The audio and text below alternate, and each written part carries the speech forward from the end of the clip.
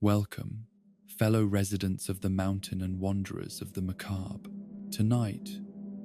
we venture into the darkest corridors of South Park's most disturbing chronicles,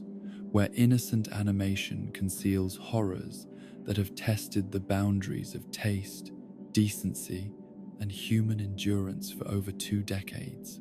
Here lie the episodes that made viewers question their life choices, the moments that pushed cartoon comedy into territories of genuine horror and existential dread. So settle beneath your covers, let the mountain shadows embrace your thoughts, and prepare to drift as we explore South Park's most horrifying and grotesque episodes. Close your eyes, brave souls, and let's begin this descent into animated nightmare. In the annals of South Park's most disturbing chronicles, where the boundaries between innocent childhood entertainment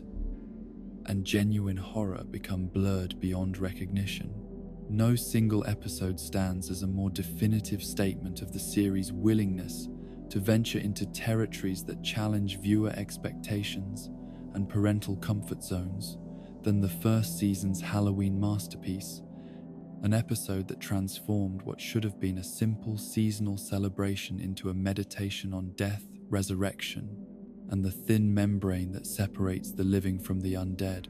while simultaneously establishing the narrative template that would enable future episodes to push even further into realms of graphic content and psychological disturbance. Pink Eye represents more than mere shock value or boundary-pushing comedy, but rather a foundational document that revealed the series creators' understanding that animation could serve as a vehicle for exploring themes and imagery that would be impossible to present through live-action television while maintaining the protective distance that cartoon format provides between disturbing content and audience psychological safety.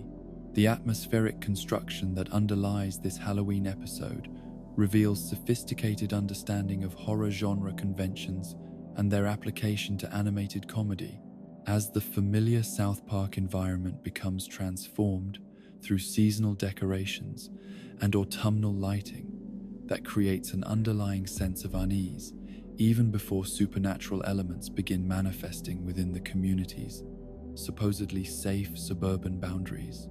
The juxtaposition of children preparing for trick-or-treat activities with the cosmic horror of space debris, creating conditions for supernatural resurrection, demonstrates the series' unique ability to blend mundane childhood experiences with genuinely terrifying scenarios that operate according to logic that transcends normal reality, while remaining grounded in recognizable community dynamics and character relationships that enable viewers to maintain emotional connection despite increasingly disturbing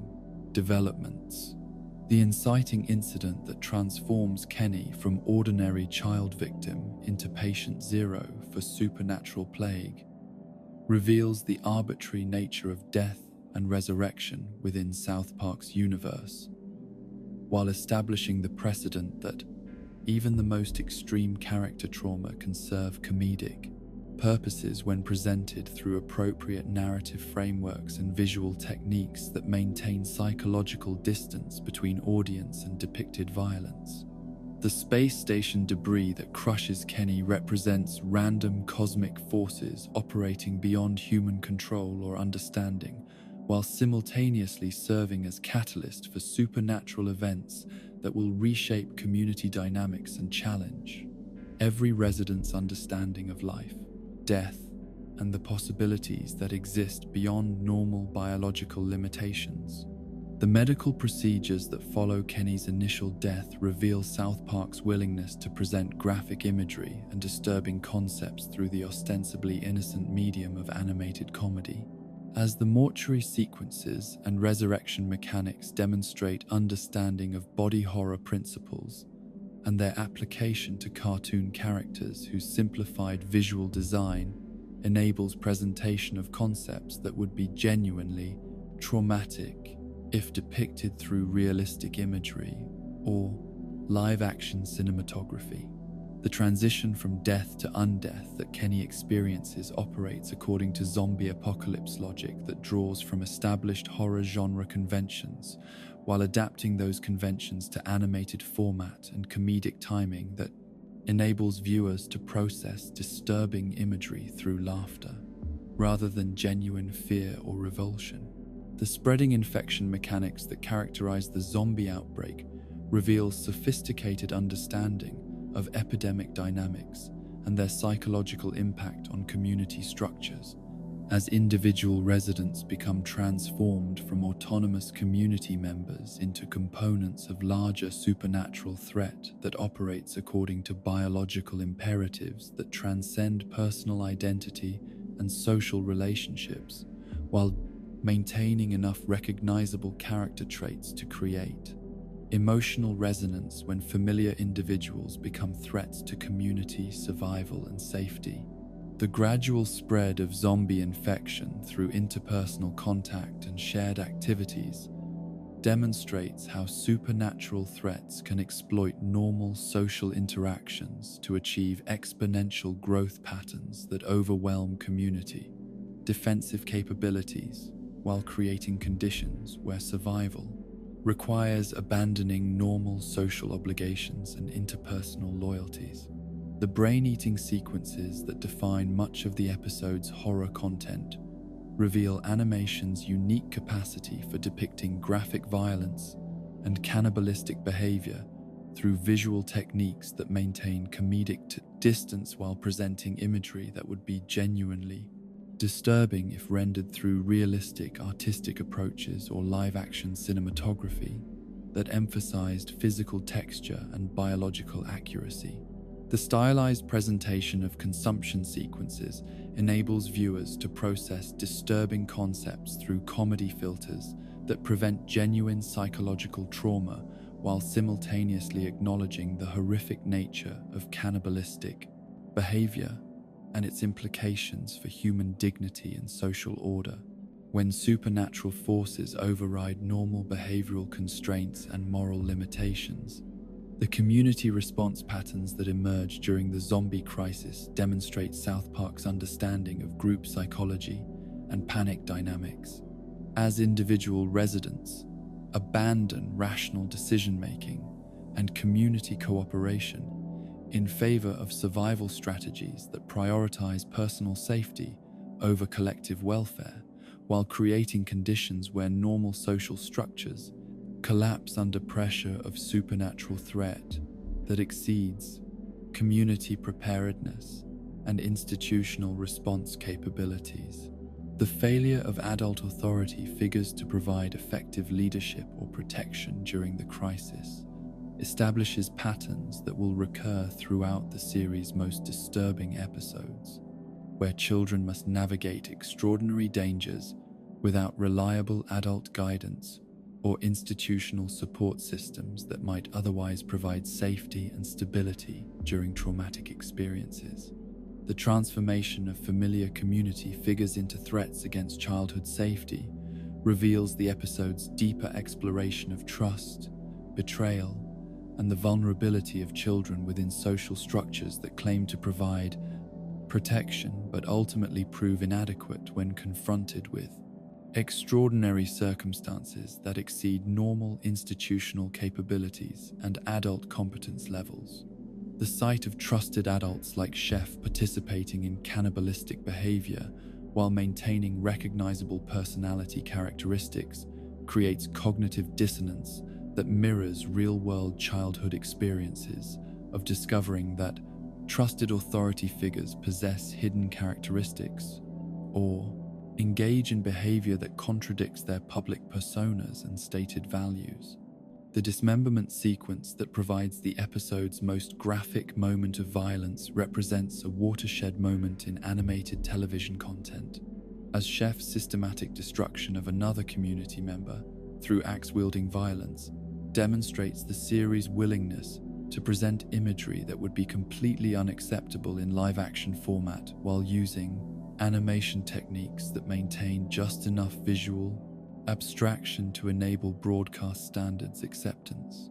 The The casual nature of the violence and its presentation through familiar character performing familiar actions creates psychological tension between viewer expectations and depicted behavior that generates both comedy and genuine discomfort. As audiences process the disconnect between character, familiarity, and behavioral extremity,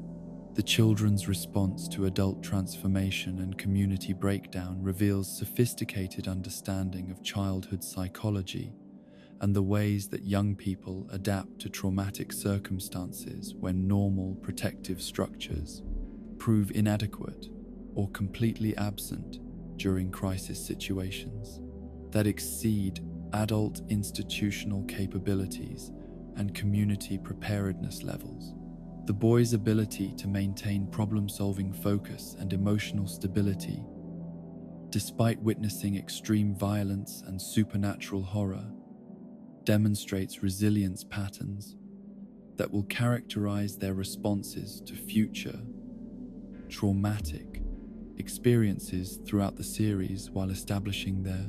role as rational actors within irrational circumstances that challenge every assumption about childhood vulnerability and adult protective responsibility. The chainsaw solution that Kyle employs to resolve the zombie crisis represents one of television's most shocking moments of childhood violence against familiar characters,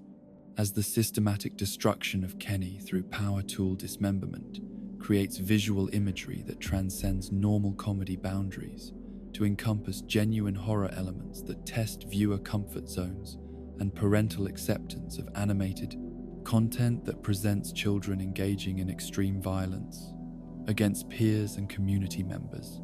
The emotional aftermath of Kyle's violent solution reveals the psychological cost of survival decisions that require abandoning normal moral constraints and engaging in behavior that contradicts childhood innocence and social expectations about appropriate responses to interpersonal conflict. The restoration of normalcy that concludes the episode demonstrates South Park's narrative technique of returning community dynamics to baseline conditions despite traumatic experiences that should create lasting psychological and social consequences for all participants, establishing the reset mechanism that enables future episodes to present similarly extreme content without requiring ongoing character development or psychological processing that might interfere with comedic timing or audience accessibility. The casual dismissal of traumatic experiences and their psychological impact creates narrative space for future horror episodes while maintaining character consistency and community stability that enables continued storytelling within familiar social frameworks. The technical achievement that Pink Eye represents in animated television content reveals the creative team's understanding of how cartoon format can serve as protective barrier between disturbing concepts and audience psychological safety, while simultaneously enabling presentation of imagery and themes that would be impossible to explore through other television formats that lack animation's capacity for visual abstraction and emotional distance. The episode's success in generating both laughter and genuine discomfort demonstrates sophisticated understanding of horror comedy balance and its application to animated characters whose simplified visual design enables extreme content presentation without triggering viewer trauma, responses that might result from more realistic depiction of similar scenarios. The cultural impact that Pink Eye achieved within television landscape reveals the episode's significance as proof of concept for extreme animated content and its potential for expanding acceptable boundaries of television comedy while maintaining broadcast standards compliance through artistic techniques that enable disturbing content presentation within technically acceptable visual frameworks. The episode's influence on subsequent South Park productions and its role in establishing viewer expectations for increasingly extreme content demonstrates how single episodes can reshape entire series directions while creating audience demand for continued boundary pushing that drives creative teams toward ever more shocking and disturbing content development. The psychological mechanisms that enable viewer enjoyment of extreme animated content reveal fundamental aspects of human psychology and our capacity for processing disturbing imagery through comedy filters that transform potential trauma into entertainment while maintaining sufficient emotional distance to prevent genuine psychological harm or lasting disturbance from exposure to concepts and imagery that would be genuinely traumatic if encountered through real-world experience or more realistic artistic presentation. The episode's success in creating pleasurable viewing experience from disturbing content demonstrates animation's unique capacity for enabling safe exploration of dangerous themes and imagery that satisfy human curiosity about forbidden territories while maintaining psychological protection through artistic abstraction. The precedent that Pink Eye established for future South Park horror content reveals the episode's foundational importance in series development and its role in creating narrative and visual templates that would enable increasingly extreme episodes to maintain audience acceptance, while pushing ever further into territories of graphic content and psychological disturbance that test the boundaries of acceptable television entertainment and animated comedy's capacity for containing disturbing themes within comedic frameworks that enable viewer enjoyment rather than genuine trauma or psychological harm from exposure to extreme imagery and concepts. In the twisted corridors of South Park's most disturbing holiday programming, where the sacred traditions of Christmas morning and family gatherings become perverted into something that challenges every assumption about seasonal entertainment and childhood-appropriate content, no single episode stands as a more complete rejection of holiday innocence than Woodland Critter, Christmas, an animated nightmare that systematically deconstructs the beloved Christmas special format to create something so fundamentally disturbing that it transforms familiar holiday imagery into psychological horror while maintaining the superficial appearance of traditional seasonal programming that parents might initially mistake for wholesome family entertainment. This episode represents more than mere subversion of Christmas traditions or satirical commentary on holiday commercialization,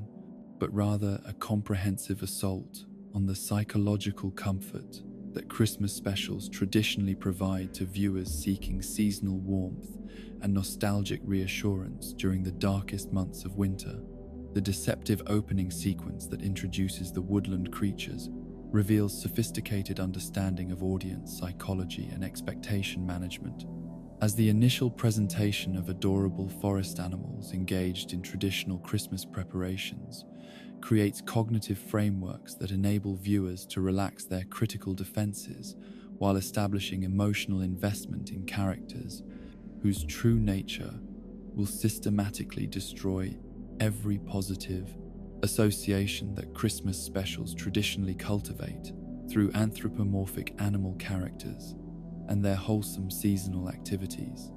The visual design of the critters themselves employs every convention of appealing character animation to create maximum psychological impact when their demonic nature becomes revealed, demonstrating how familiar aesthetic choices can be weaponized to create horror through the systematic violation of viewer expectations and emotional trust in animated content. The gradual revelation of supernatural evil operating beneath wholesome Christmas preparations demonstrates the episode's understanding of horror pacing and psychological manipulation, as each stage of the narrative removes another layer of protective illusion while revealing increasingly disturbing aspects of the critters' true nature and their ultimate objectives for the Christmas season. The progression from innocent holiday preparation to blood sacrifice and demonic ritual follows classical horror structure, while being complicated by the Christmas special format that continues operating even as the content becomes increasingly inappropriate for the seasonal programming context that the episode superficially maintains throughout its most disturbing sequences. Stan's role as unwitting accomplice to demonic Christmas preparations reveals the episode's exploration of childhood vulnerability to adult manipulation and institutional authority, as his desire to be helpful and participate in community activities becomes systematically exploited by supernatural entities whose agenda operates completely contrary to his understanding of appropriate Christmas behavior and seasonal celebration. The psychological journey that Stan experiences, from enthusiastic helper to horrified witness, mirrors real-world childhood experiences of discovering that trusted authority figures or beloved institutions possess hidden agendas, engage in behavior that contradicts their public presentation and stated values. The Antichrist pregnancy subplot that drives much of the episode's narrative reveals the systematic corruption of Christian nativity, imagery, and its transformation into something that challenges fundamental religious comfort while using familiar theological concepts to create maximum psychological disturbance through the juxtaposition of sacred birth imagery with demonic reproduction and supernatural evil. The pregnant porcupine character serves as perverted mirror image of traditional nativity scenes, while her demonic pregnancy becomes the focus of ritualistic activities that transform Christmas preparation into apocalyptic planning that threatens not just community safety, but cosmic order itself. Squirrely. The squirrel's leadership role within the demonic hierarchy reveals sophisticated character development that enables maximum psychological impact through the corruption of childhood innocence and natural authority, as his cheerful demeanor and helpful attitude mask strategic intelligence and supernatural malevolence that operates through manipulation of human psychology and exploitation of seasonal goodwill. The disconnect between his adorable appearance and his demonic agenda creates cognitive dissonance that generates both comedy and genuine horror as viewers process the implications of supernatural evil operating through characters designed to evoke protective instincts and emotional attachment. The blood sacrifice sequence that establishes the critter's true nature represents one of animated television's most shocking moments of graphic violence against innocent characters. As Rabbity, the rabbit's systematic murder and dismemberment serves demonic ritual purposes, while being presented through animation techniques that maintain just enough visual abstraction to enable broadcast, while creating imagery that genuinely disturbs viewers who expected traditional Christmas special content. The casual attitude that the critters display toward ritual murder and their matter-of-fact discussion of sacrifice requirements reveals their complete disconnection from human moral frameworks and their operation according to supernatural logic that treats violence and death as necessary components of seasonal celebration. The debauchery sequences that follow the initial blood sacrifice reveal the episode's willingness to present sexual content and bodily function imagery that pushes animated television boundaries while using Christmas special format to create maximum psychological impact through the violation of seasonal programming expectations and family entertainment categories. The critters' orgiastic behavior and their casual discussion of reproductive activities creates content that would be inappropriate in any context, but becomes especially disturbing when presented through characters and format traditionally associated with childhood entertainment and family viewing. Santa Claus's capture and torture sequence represents the ultimate violation of Christmas special conventions and childhood psychological comfort as the systematic abuse of the holiday's central figure transforms him from symbol of generosity and seasonal joy into victim of supernatural cruelty that operates according to demonic logic rather than traditional holiday spirit. The graphic depiction of Santa's suffering and his helplessness in the face of supernatural evil creates imagery that directly attacks childhood faith in holiday magic and adult protective authority, while maintaining the cheerful animation style that characterizes traditional Christmas programming. The fire sequences that consume Santa Claus reveal the episode's understanding of visual horror and its application to beloved cultural figures, as the systematic burning of childhood's most important seasonal authority figure creates imagery that transcends normal comedy boundaries to encompass genuine trauma that challenges viewer psychological comfort and seasonal emotional associations. The flames that engulf Santa serve both literal narrative function and symbolic destruction of holiday innocence, while being presented through animation techniques that enable broadcast compliance despite depicting content that would be genuinely traumatic if rendered through more realistic, artistic approaches. The Baby Lion Cubs subplot that introduces abortion discussion into Christmas special format reveals the episode's systematic commitment to violating every boundary of appropriate seasonal content, while using innocent animal characters to explore controversial political topics that have no place in traditional holiday entertainment, but serve the episode's larger agenda of comprehensive Christmas special destruction. The casual discussion of reproductive choice and fetal termination among cute baby animals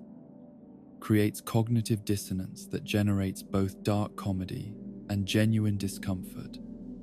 as viewers process the disconnect between character presentation and dialogue content. The Planned Parenthood references that emerge from the Lion Cubs dialogue demonstrate the episode's willingness to incorporate real-world political controversy into holiday programming while using the innocence of baby animal characters to create maximum psychological impact through the violation of expectations about appropriate topics for Christmas special discussion. The matter-of-fact presentation of abortion services as solution to supernatural pregnancy problems creates content that would be controversial in any context, but becomes especially shocking when presented through characters traditionally associated with childhood innocence and seasonal joy. The anti-Christmas imagery that permeates the episode's visual design reveals systematic assault on holiday symbols and their psychological comfort functions, as traditional Christmas decorations and seasonal imagery become corrupted through association with demonic ritual and supernatural evil that operates through familiar holiday framework to achieve maximum cultural disruption and viewer psychological disturbance. The twisted Christmas trees and perverted holiday decorations serve both narrative function and symbolic destruction of seasonal comfort, while maintaining enough visual similarity to traditional imagery to enable recognition and emotional impact. The forest setting that provides backdrop for demonic activities reveals the episode's understanding of natural imagery, corruption, and its psychological impact on viewers who associate woodland environments with peace and natural beauty rather than supernatural threat and demonic activity. The transformation of peaceful forest setting into location for blood sacrifice and supernatural evil creates environmental corruption that mirrors the episode's larger project of destroying positive associations with familiar imagery and cultural symbols. The mountain landscape that surrounds the critter community provides additional context for supernatural activities, while connecting the episode's horror elements to South Park's broader geographical and supernatural characteristics that enable otherworldly phenomena to manifest within seemingly normal community boundaries. The familiar Colorado mountain setting becomes transformed into backdrop for cosmic horror while maintaining enough recognizable characteristics to enable viewer emotional connection and geographical orientation within the broader South Park universe. The Christmas special format itself becomes weapon for psychological assault through its systematic subversion and corruption, as every convention of traditional holiday programming becomes twisted to serve horror purposes while maintaining superficial compliance with seasonal entertainment expectations that enable initial viewer acceptance and emotional investment before the revelation of true content and agenda. The episode's success in maintaining Christmas special structure while filling it with genuinely disturbing content demonstrates sophisticated understanding of format expectations and their potential for manipulation, subversion. The voice acting and dialogue delivery that characterizes the Critter performances reveals careful attention to traditional Christmas special conventions and their corruption through demonic content, as the cheerful seasonal dialogue and enthusiastic holiday preparation discussions mask increasingly disturbing activities and supernatural agenda that operates completely contrary to the positive emotions that such dialogue would normally generate in traditional holiday programming context.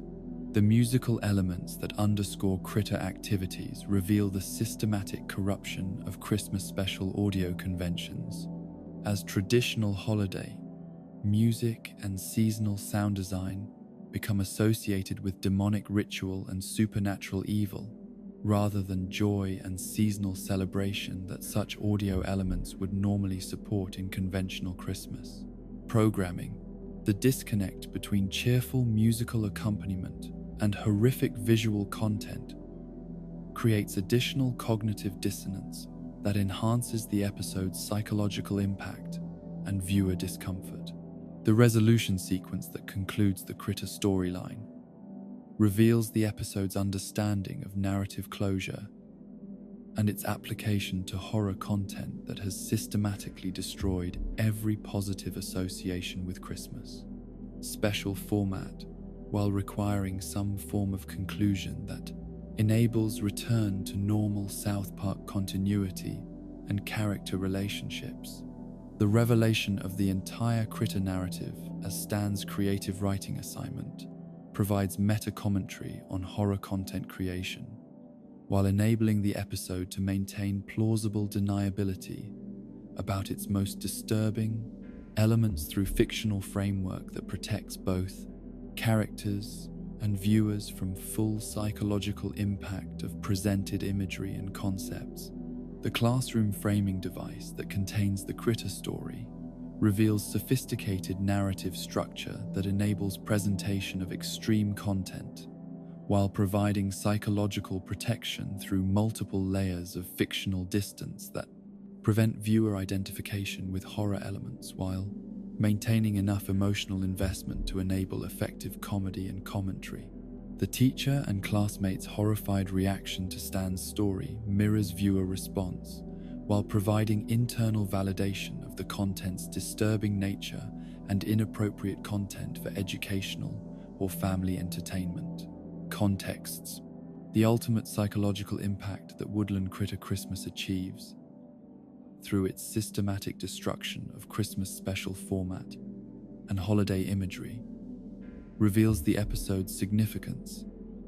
as comprehensive assault on seasonal comfort and childhood psychological safety that operates through beloved entertainment format to create lasting associations between holiday traditions and supernatural horror. The episode's success in corrupting familiar imagery and cultural symbols demonstrates animation's capacity for psychological manipulation and cultural commentary while maintaining broadcast compliance through artistic techniques that enable extreme content presentation within technically acceptable visual and narrative frameworks that protect both creators and network. from direct responsibility for psychological impact on viewers who chose to engage with content that clearly exceeded normal holiday programming boundaries from its earliest sequences. In the sterile laboratories and medical facilities that populate South Park's healthcare infrastructure, where the intersection of scientific advancement and human experimentation creates conditions for horrors that transcend normal medical ethics and venture into territories of systematic dehumanization and technological enslavement. No episodes reveal more disturbing insights into the corruption of medical practice than those featuring graphic surgical procedures and body modification experiments that transform healing arts into instruments of torture while using the supposed authority of scientific progress to justify violations of human dignity that would be recognized as crimes against humanity if committed outside medical contexts. The medical horror episodes of South Park reveal not merely shock value or boundary-pushing comedy, but rather profound commentary on how institutional authority and technological capability can combine to create systematic abuse of vulnerable populations while maintaining the appearance of legitimate scientific research and therapeutic intervention. The human centipede formation that emerges from Kyle's inadvertent agreement to iTunes' terms of service represents one of television's most disturbing explorations of technological enslavement and corporate exploitation, as the systematic surgical attachment of human beings to create living data processing systems reveals the ultimate logical conclusion of user agreements that treat human consumers as raw materials for corporate experimentation rather than autonomous individuals with rights to informed consent and bodily autonomy. The casual manner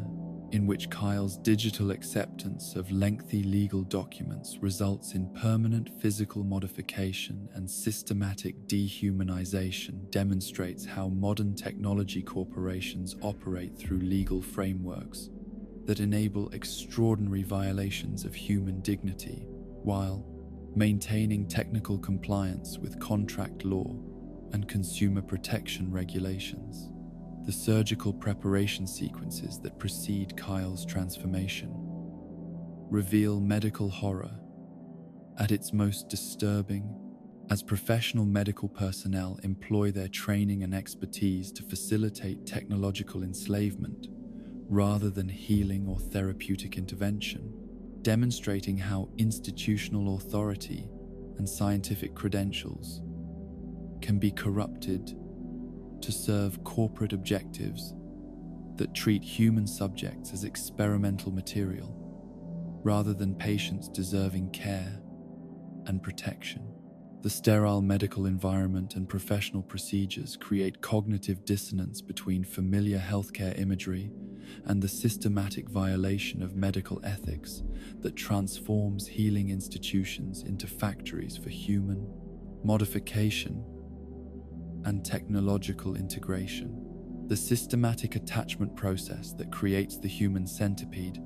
demonstrates animation's unique capacity for depicting surgical procedures that would be impossible to present through live-action television while maintaining sufficient visual detail to create genuine horror and revulsion among viewers who understand the implications of such bodily violation and permanent modification. The step-by-step surgical connection of individual human beings into collective technological organism reveals the systematic nature of corporate dehumanization while using medical imagery to create visceral response that transcends normal comedy boundaries to encompass genuine body, horror, and existential dread. The digestive process visualization that follows the human centipede's creation represents perhaps the most disturbing sequence in animated television history, as the systematic tracking of food consumption through connected human digestive systems creates imagery that combines biological accuracy with technological horror to produce content that challenges viewer psychological comfort while demonstrating the complete loss of human dignity that results from technological enslavement and corporate exploitation. The detailed animation of digestive processes and waste elimination creates visceral response that operates below conscious analysis to generate revulsion and horror that persists long after viewing ends. The psychological degradation that accompanies physical modification reveals the episode's understanding of how bodily violation affects human consciousness and identity, as Kyle's transformation from autonomous individual to component of larger technological system demonstrates the systematic destruction of personal agency and individual worth that characterizes corporate treatment of human consumers as raw materials for profit generation rather than people deserving respect and protection. The loss of individual identity within collective technological organisms serves as metaphor for how modern technology corporations systematically eliminate human autonomy while maintaining the appearance of voluntary participation through deceptive user agreements and manipulative interface design. The corporate authority figures who orchestrate and oversee the Human Centipede project reveal the banality of evil within institutional contexts, as business executives and technology leaders employ casual corporate language and professional demeanor to discuss human experimentation and technological enslavement as routine business operations that serve legitimate corporate objectives rather than systematic violations of human rights and dignity. The disconnect between professional presentation and horrific activities creates additional horror through the normalization of extreme human rights violations within corporate culture that treats such activities as acceptable business practices. The medical personnel who facilitate the surgical procedures reveal the corruption of healthcare institutions and professional ethics when medical authority becomes subordinated to corporate objectives that treat human subjects as experimental material rather than patients deserving care and protection from harm. The willingness of trained medical professionals to participate in systematic human experimentation while maintaining professional demeanor and medical authority demonstrates how institutional corruption can transform healing arts into instruments of torture while preserving the appearance of legitimate medical practice. The technology integration that enables the Human Centipede's function as data processing system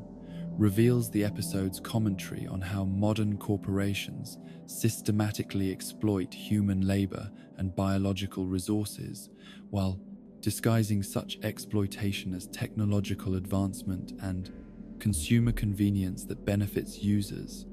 rather than extracting value from their bodies and minds for corporate profit generation. The transformation of human digestive systems into data processing hardware demonstrates the logical conclusion of corporate attitudes toward human consumers as resources to be harvested rather than people to be served.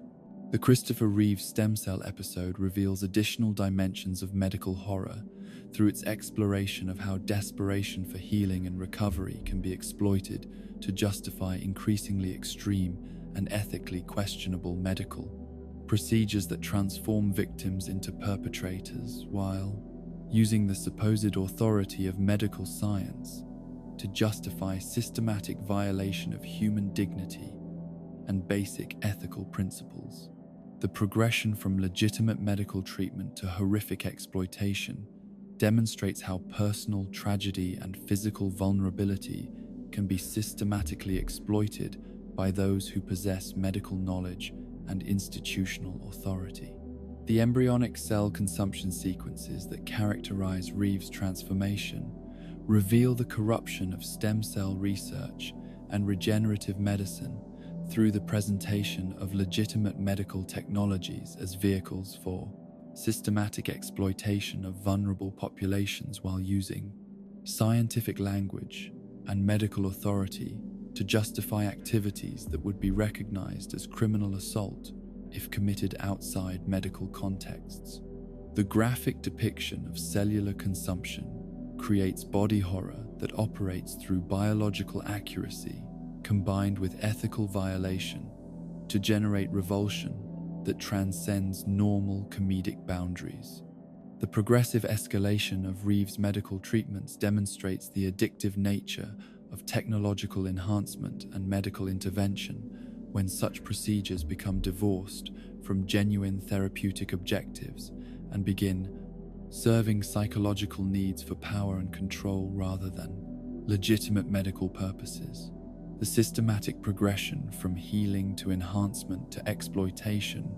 reveals how medical technology can be corrupted to serve objectives that contradict the fundamental ethical principles that should govern medical practice and scientific research. The laboratory environments that support these medical experiments reveal the infrastructure necessary for systematic human experimentation, while demonstrating how institutional authority and scientific credentials can be employed to create conditions where extreme violations of human dignity become normalized as routine research activities that serve legitimate institutional objectives, rather than systematic abuse of vulnerable populations who lack sufficient knowledge or power to resist exploitation. The victim responses that characterize those subjected to medical experimentation reveal the psychological mechanisms through which institutional authority and scientific expertise can be employed to overcome resistance and generate compliance with procedures that serve experimental objectives rather than patient welfare, demonstrating how medical environments and professional presentation can be systematically exploited to facilitate activities that would be immediately recognized as criminal assault if attempted outside medical institutional contexts. The ethical frameworks that these episodes systematically violate reveal the fundamental principles that should govern medical practice and scientific research, while demonstrating how institutional corruption and corporate influence can systematically undermine such principles to create conditions where human experimentation becomes acceptable as routine business practice that serves legitimate corporate objectives rather than systematic violation of human rights and dignity. The technological capabilities that enable such medical horrors reveal the potential for legitimate medical advancement to be corrupted and exploited for purposes that contradict the healing mission that should govern medical practice, while demonstrating how scientific knowledge and technological capability can be systematically employed to create new categories of human suffering and exploitation that exceed anything previously possible through less sophisticated means of control and manipulation. The legal frameworks that theoretically protect patients from medical abuse reveal their inadequacy when confronted with institutional authority and corporate power that can systematically exploit regulatory gaps and enforcement limitations to engage in activities that violate fundamental human rights, while maintaining technical compliance with existing legal protections that prove insufficient to address the sophisticated methods of exploitation that emerge from advanced medical technology and corporate legal expertise. The broader social implications of medical horror episodes extend beyond individual victim suffering to encompass systematic commentary on how modern healthcare systems and technology corporations operate through institutional frameworks that prioritize profit generation and technological advancement over human welfare and dignity, while using professional authority and scientific credentials to justify activities that serve corporate objectives rather than genuine healing or therapeutic intervention that would benefit patients and communities. The lasting psychological impact that medical horror episodes create among viewers reveals their effectiveness in generating genuine horror and revulsion through the systematic violation of trust, relationships, and institutional authority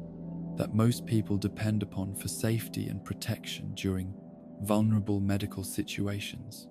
demonstrating how familiar healthcare environments and professional relationships can be transformed into sources of terror through the systematic corruption of healing institutions and medical authority that should provide comfort and security rather than exploitation and abuse.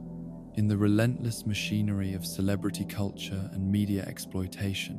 where the boundaries between public fascination and systematic psychological destruction become obscured through the veneer of entertainment, journalism, and audience engagement, no single episode of South Park presents a more devastating examination of how fame transforms human beings into consumable commodities than the harrowing chronicle of Britney Spears' continued exploitation despite suffering catastrophic physical and psychological trauma that should have triggered immediate medical intervention and media withdrawal, but instead becomes the foundation for intensified public scrutiny and professional obligation fulfillment. This episode transcends simple celebrity satire or cultural commentary to encompass a profound meditation on how entertainment industries systematically dehumanize public figures, while audiences participate in collective voyeurism that transforms genuine human suffering into profitable content. Streams that serve media corporate interests rather than individual welfare or basic human dignity considerations. The shotgun incident that initiates Britney's physical transformation represents one of animated television's most shocking depictions of self-inflicted violence, while simultaneously serving as metaphor for how celebrity culture systematically destroys individual psychological integrity through relentless pressure and impossible performance expectations that exceed human capacity for sustained public persona maintenance. The graphic nature of the suicide attempt and its partial success creates visual imagery that challenges every assumption about appropriate content for animated comedy, while using cartoon format to enable presentation of concepts that would be impossible to explore through live action television without creating genuine trauma among viewers who witness realistic depiction of such extreme self-harm and its consequences. The survival aftermath that follows the suicide attempt reveals the most disturbing aspect of celebrity exploitation culture, as Britney's catastrophic injuries become transformed from medical emergency, requiring immediate intervention, into unique entertainment opportunity that enables new forms of public fascination and media content generation rather than triggering appropriate concern for victim welfare and privacy protection that basic human decency would normally demand in such circumstances. The systematic continuation of professional obligations, despite obvious medical trauma, demonstrates how entertainment industry contracts and public expectations can override basic human needs for recovery and psychological healing while maintaining legal and cultural frameworks that prioritize content production over individual welfare. The half-headed condition that characterizes Britney's post-trauma existence creates body horror that operates through the systematic presentation of catastrophic injury as routine professional challenge rather than life-altering medical emergency, requiring comprehensive treatment and public life withdrawal, revealing how celebrity status can transform even the most extreme physical trauma into performance opportunity that serves audience entertainment needs rather than victim recovery requirements. The visual presentation of massive head trauma through cartoon animation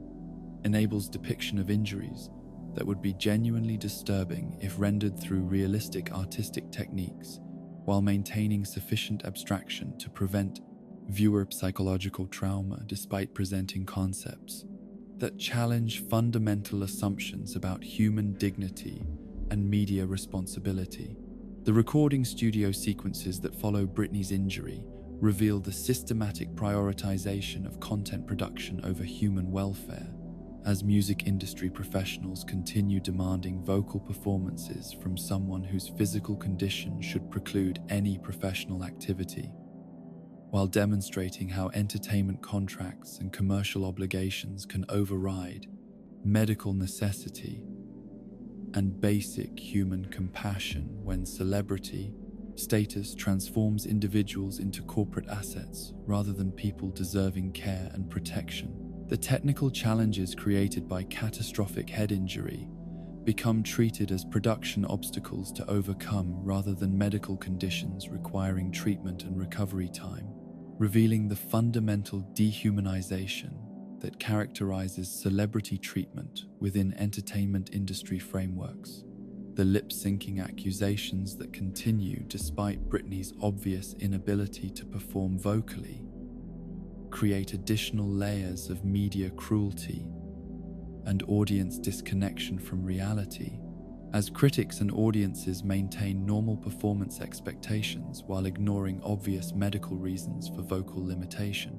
demonstrating how public discourse around celebrity performance can become completely divorced from human reality and individual circumstances when media narratives and audience expectations take precedence over factual accuracy and basic empathy for individual suffering. The systematic denial of obvious medical reality in service of maintained entertainment value reveals how celebrity culture operates through collective delusion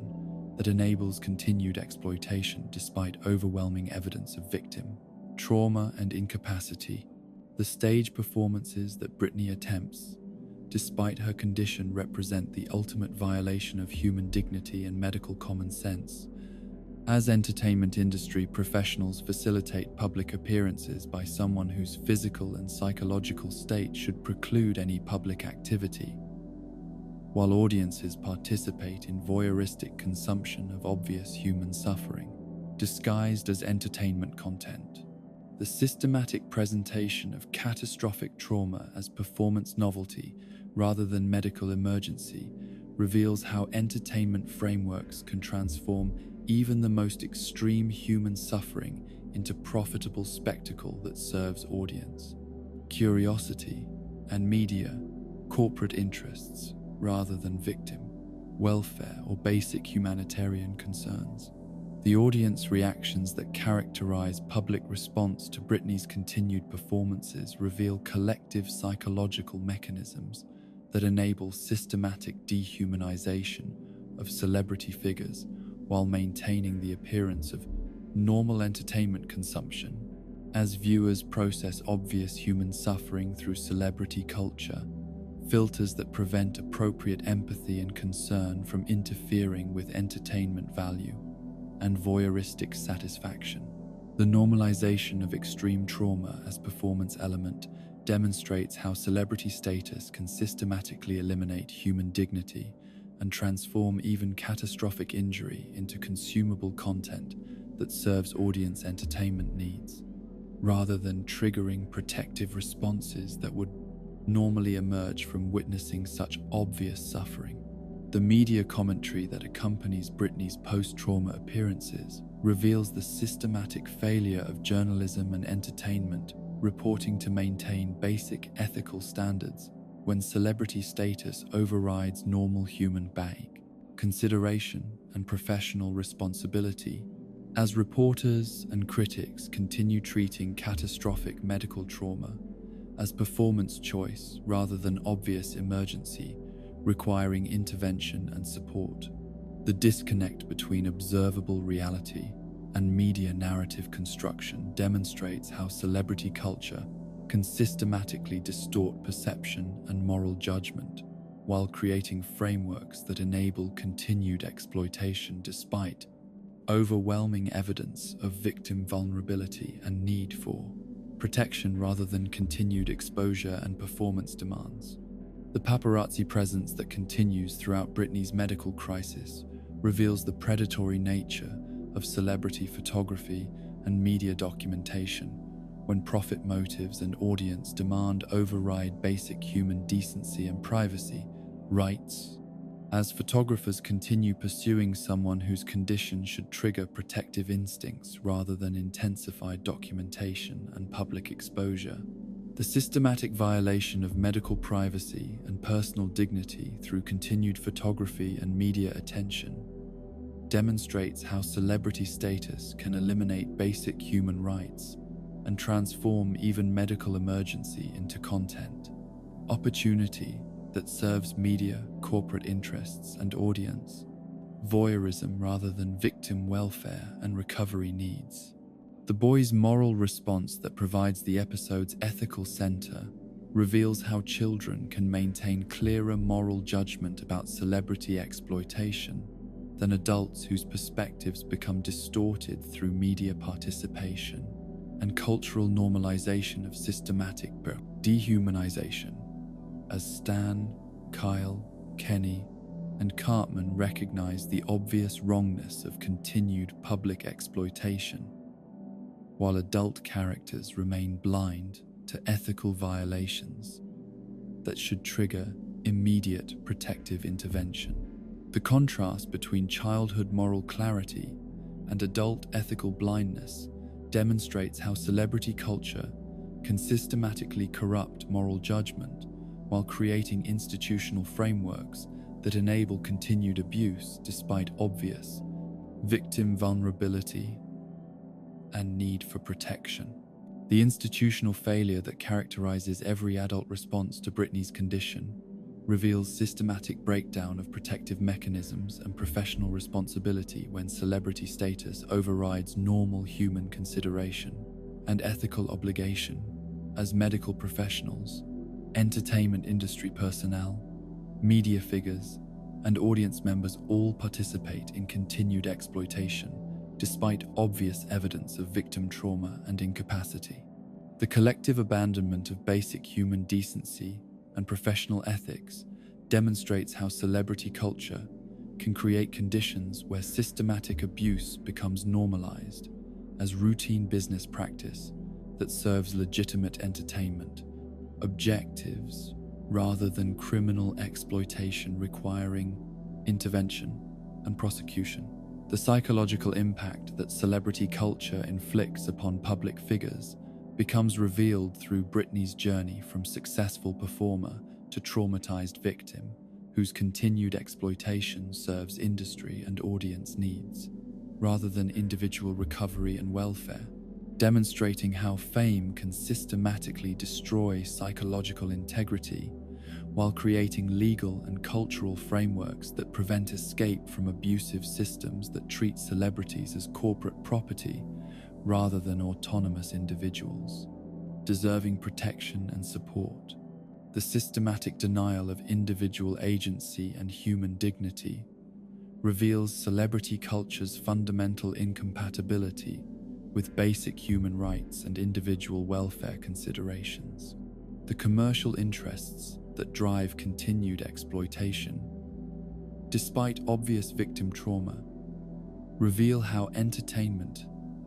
industry economics can override basic human decency and medical necessity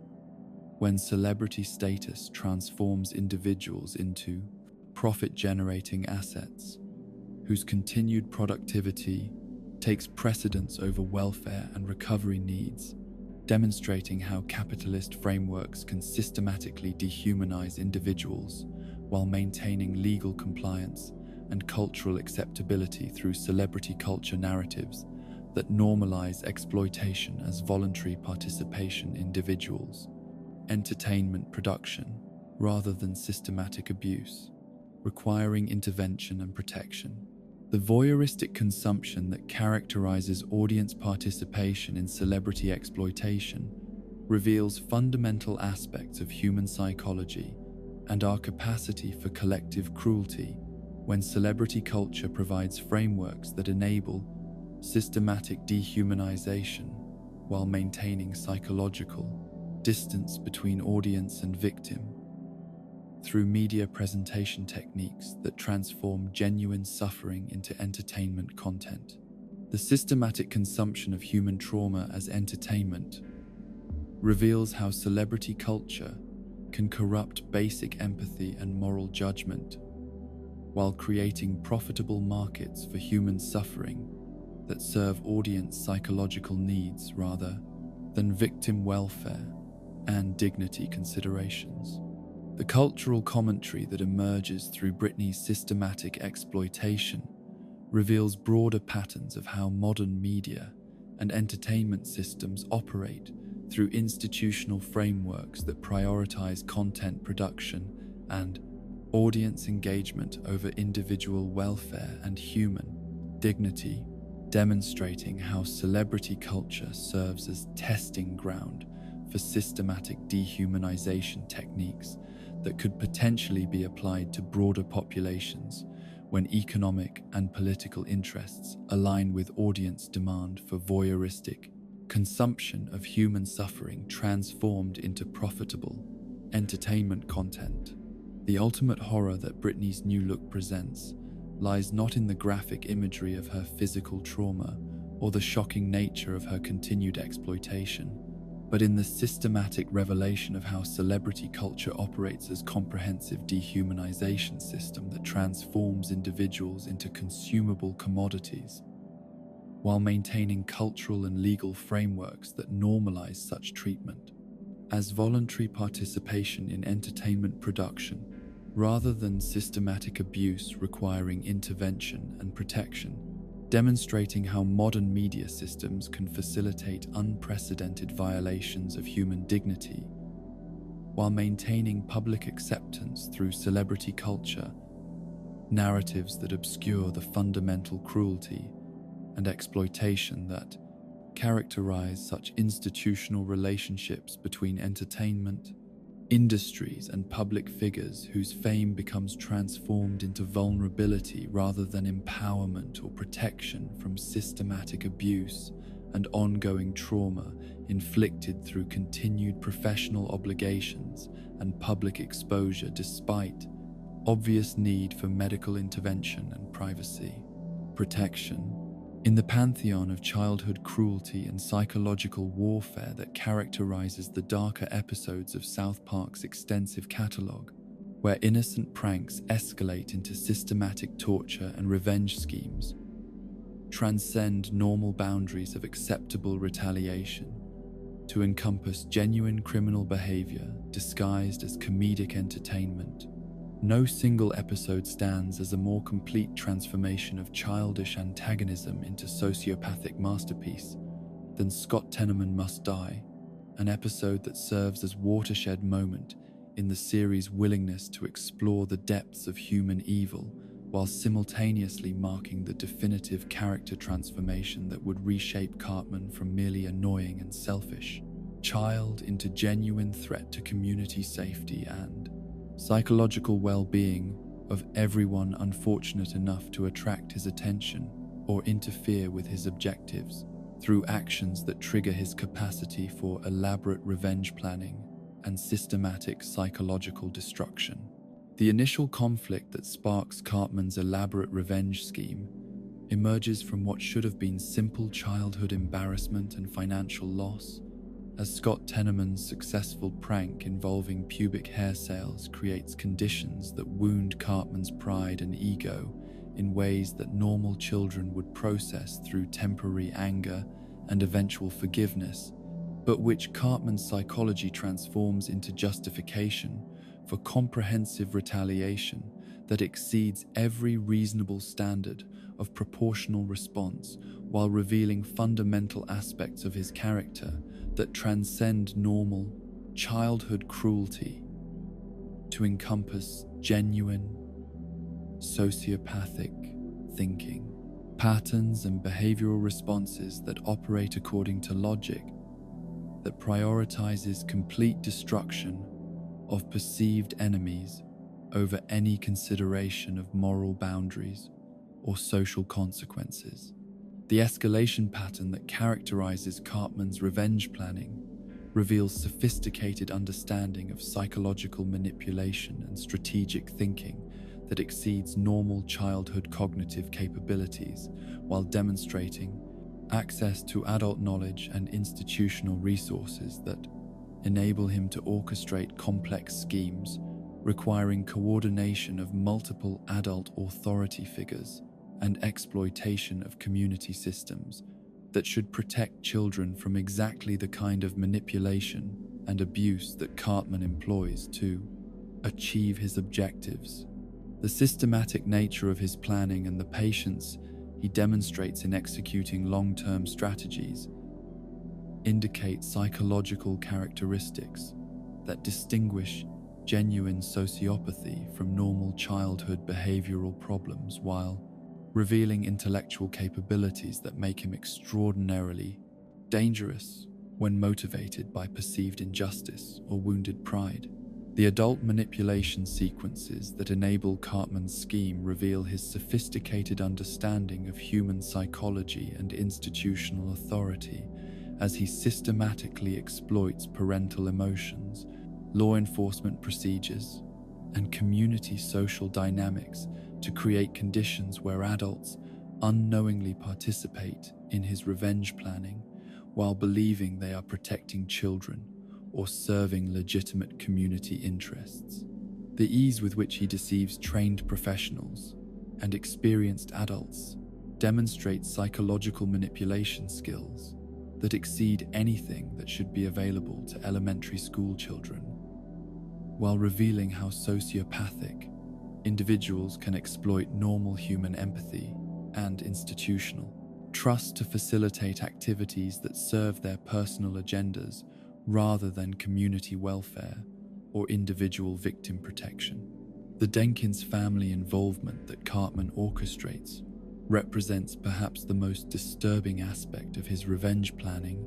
as he systematically manipulates an innocent farming family into participating in murder and disposal of human remains, while they remain completely unaware of their role in criminal activity, believing instead that they are helping solve property disputes and protecting their livelihood from outside threats. The psychological impact on the Denkins family members who discover their unwitting participation in cannibalistic revenge reveals how sociopathic manipulation can create trauma and guilt among victims who had no knowledge of or intention to participate in criminal activity, but whose normal human responses to perceived threats become exploited to facilitate systematic abuse and violence. The grinding and preparation sequences that transform human parents into consumable chili ingredients represent one of television's most disturbing depictions of cannibalistic preparation while being presented through animation. Techniques that maintain sufficient visual abstraction to enable broadcast compliance, despite depicting content that would be genuinely traumatic if rendered through realistic, artistic approaches or live-action cinematography. The systematic processing of human remains and their transformation into recognizable food product creates visceral horror that operates below conscious analysis to generate revulsion and psychological disturbance that persists long after viewing concludes, while revealing the complete absence of normal human empathy and moral restraint that characterizes genuine sociopathic psychology. The chili preparation ritual that concludes Cartman's revenge demonstrates his understanding of psychological torture and its application to maximum emotional destruction, as he creates elaborate theatrical presentation that maximizes Scott's psychological trauma while providing Cartman with satisfying audience for his revelation of successful manipulation and systematic destruction of targets, family structure, and emotional security. The ceremonial aspects of the chili presentation reveal Cartman's need for recognition and appreciation of his criminal accomplishments, while demonstrating how sociopathic individuals require audience validation and victim suffering to achieve complete satisfaction from their destructive activities. The taste testing sequence that provides the episode's climactic horror represents systematic psychological torture through forced cannibalism, as Scott's unknowing consumption of his parents' remains creates trauma that transcends normal childhood conflict to encompass genuine criminal assault that would result in lifelong psychological damage and require extensive therapeutic intervention to address the systematic destruction of basic psychological security and family relationship trust that characterizes normal human emotional development. The detailed presentation of consumption process and Scott's gradual realization of what he has eaten creates imagery that challenges every boundary of acceptable television content while using animation format to enable presentation of concepts that would be impossible to explore through other media without creating genuine viewer trauma. The revelation sequence that exposes the true nature of the chili ingredients demonstrates Cartman's sophisticated understanding of psychological timing and maximum emotional impact, as he systematically builds suspense and anticipation before delivering information that destroys Scott's psychological security and family relationship understanding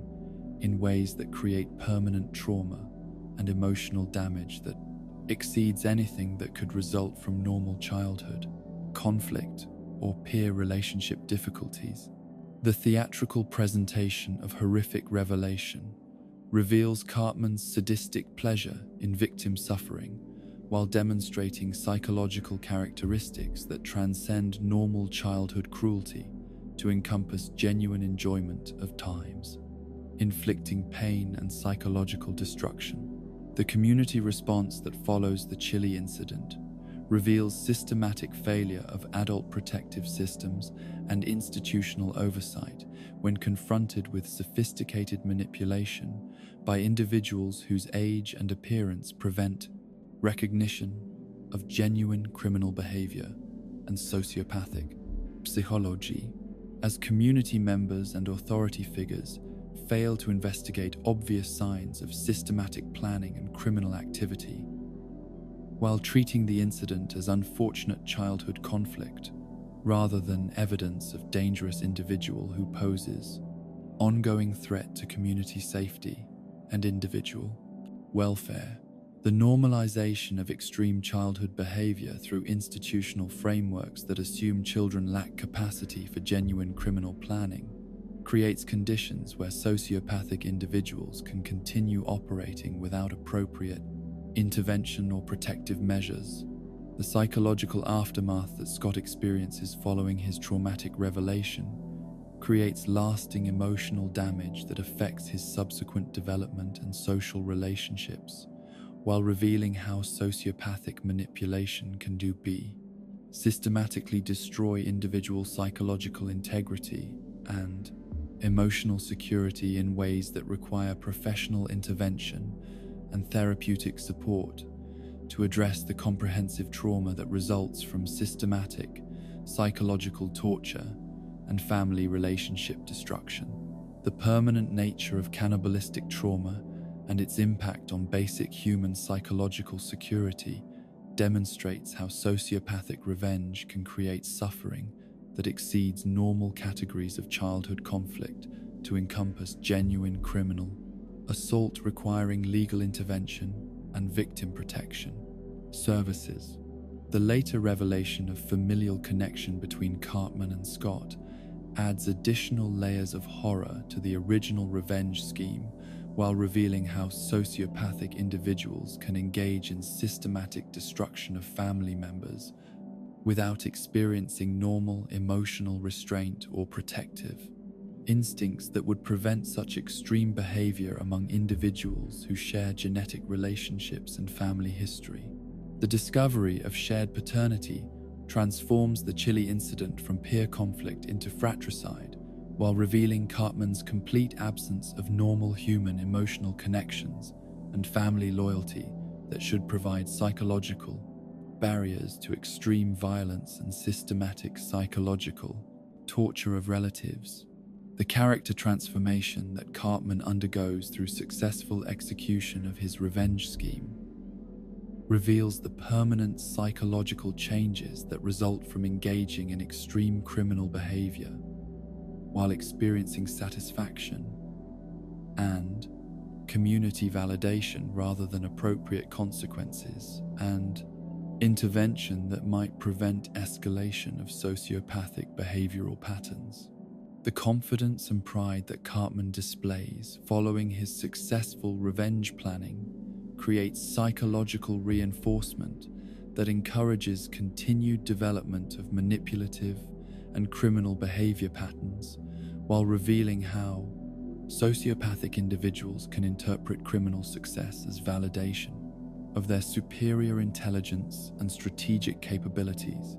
The institutional failure that characterizes every adult response to obvious signs of criminal planning and sociopathic behavior reveals systematic inadequacy of child protection systems and educational oversight when confronted with individuals whose psychological characteristics exceed normal categories of childhood behavioral problems, while requiring specialized intervention and monitoring to prevent continued criminal activity and community threat escalation. The failure of trained professionals to recognize genuine sociopathy and criminal capability among elementary school children creates conditions where dangerous individuals can continue operating without appropriate supervision or protective measures that might prevent future victims and community harm. The comedic framework that contains and normalizes extreme criminal behavior reveals how entertainment media can systematically desensitize audiences to violence and psychological torture while using humor to prevent appropriate moral response and ethical evaluation of depicted activities that would trigger immediate concern and intervention if encountered in real-world contexts, rather than animated entertainment designed to generate laughter rather than genuine horror or protective action. The successful presentation of cannibalistic revenge as comedy demonstrates how media frameworks can corrupt moral judgment while creating audience appreciation for criminal behavior that should trigger revulsion and protective concern. The broader implications that emerge from Cartman's successful revenge planning extend beyond individual character development to encompass systematic commentary on how sociopathic individuals can exploit institutional trust and community social dynamics to facilitate criminal activity while avoiding detection and consequences through manipulation of normal human psychology and administrative systems that lack adequate safeguards against sophisticated deception and long-term strategic planning by individuals whose psychological characteristics enable systematic exploitation of protective mechanisms designed to serve legitimate community welfare, rather than facilitate criminal abuse and victim trauma. The lasting cultural impact that Scott Tenorman Must Die achieved within television landscape reveals the episode's significance as proof of concept for extreme animated content that pushes beyond normal comedy boundaries to encompass genuine horror and criminal behavior, while maintaining broadcast compliance through artistic techniques and comedic frameworks that enable presentation of content that would be impossible to explore through other television formats without creating viewer trauma or triggering regulatory intervention and censorship that would prevent such comprehensive exploration of sociopathic psychology and its systematic application to childhood revenge fantasies transformed into criminal reality through animation's unique capacity for depicting impossible scenarios while maintaining psychological distance between audience and depicted violence. In the treacherous landscape of cultural commentary and social boundary exploration, where animated television ventures into territories that challenge societal norms and confront audiences with depictions of human experience that test the limits of acceptable discourse and community tolerance, South Park has consistently positioned itself as a forum for examining controversial topics through the protective lens of cartoon format, while simultaneously raising profound questions about the responsibility that creators bear when their artistic choices intersect with real human experiences and vulnerable populations who may lack the cultural power to control how their lives and struggles become transformed into entertainment content for mass consumption. The episodes that venture into culturally sensitive territory reveal not merely the series' willingness to push boundaries for shock value, but rather a complex relationship between artistic freedom and social responsibility that evolves over time as cultural understanding advances and previously acceptable approaches to controversial topics become recognized as potentially harmful or inadequately informed by the lived experiences of those whose situations serve as source material for comedic exploration. The evolution of South Park's approach to sensitive cultural topics reveals a trajectory that mirrors broader societal changes in understanding and discussing complex human experiences. As early episodes often employed shock, value, and transgressive imagery to generate controversy and audience attention, while later productions demonstrate increased awareness of how entertainment media can influence public perception and individual psychological well-being when controversial topics receive treatment that prioritizes comedic impact over accuracy or sensitivity to affected populations. This developmental progression illustrates how creators can learn and adapt their approaches while maintaining their commitment to boundary-pushing content, demonstrating that artistic growth and social responsibility need not be mutually exclusive when creators remain willing to examine their own assumptions and consider feedback from communities whose experiences they attempt to portray through animated comedy formats. The surgical imagery that characterizes some of South Park's most controversial episodes reveals the series' willingness to present graphic medical procedures through animation techniques that enable depiction of content that would be impossible to broadcast through live-action television, while raising complex questions about the appropriate use of real medical footage and surgical documentation in contexts where such imagery serves comedic rather than educational purposes. The integration of actual surgical procedures with animated characters creates unique ethical challenges that transcend normal considerations of fictional content, as the real human experiences documented in such footage become transformed into entertainment content without the informed consent of the individuals whose medical procedures provide the visual foundation for comedic storylines and character development. The cultural sensitivity questions that emerge from episodes addressing marginalized communities reveal the ongoing tension between satirical comedy's traditional function as social commentary and the increasing recognition that OC's communities, partly entertainment media, possess significant influence over public perception and individual psychological well-being, particularly for populations whose representation in mainstream media has historically been limited or distorted through stereotypical portrayals that prioritize humor over accuracy or dignity. The challenge of maintaining comedic effectiveness while avoiding harm to vulnerable populations requires careful consideration of how satirical content affects both general audiences and the specific communities whose experiences serve as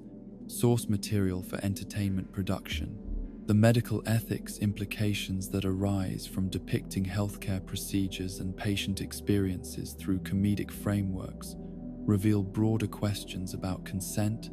dignity,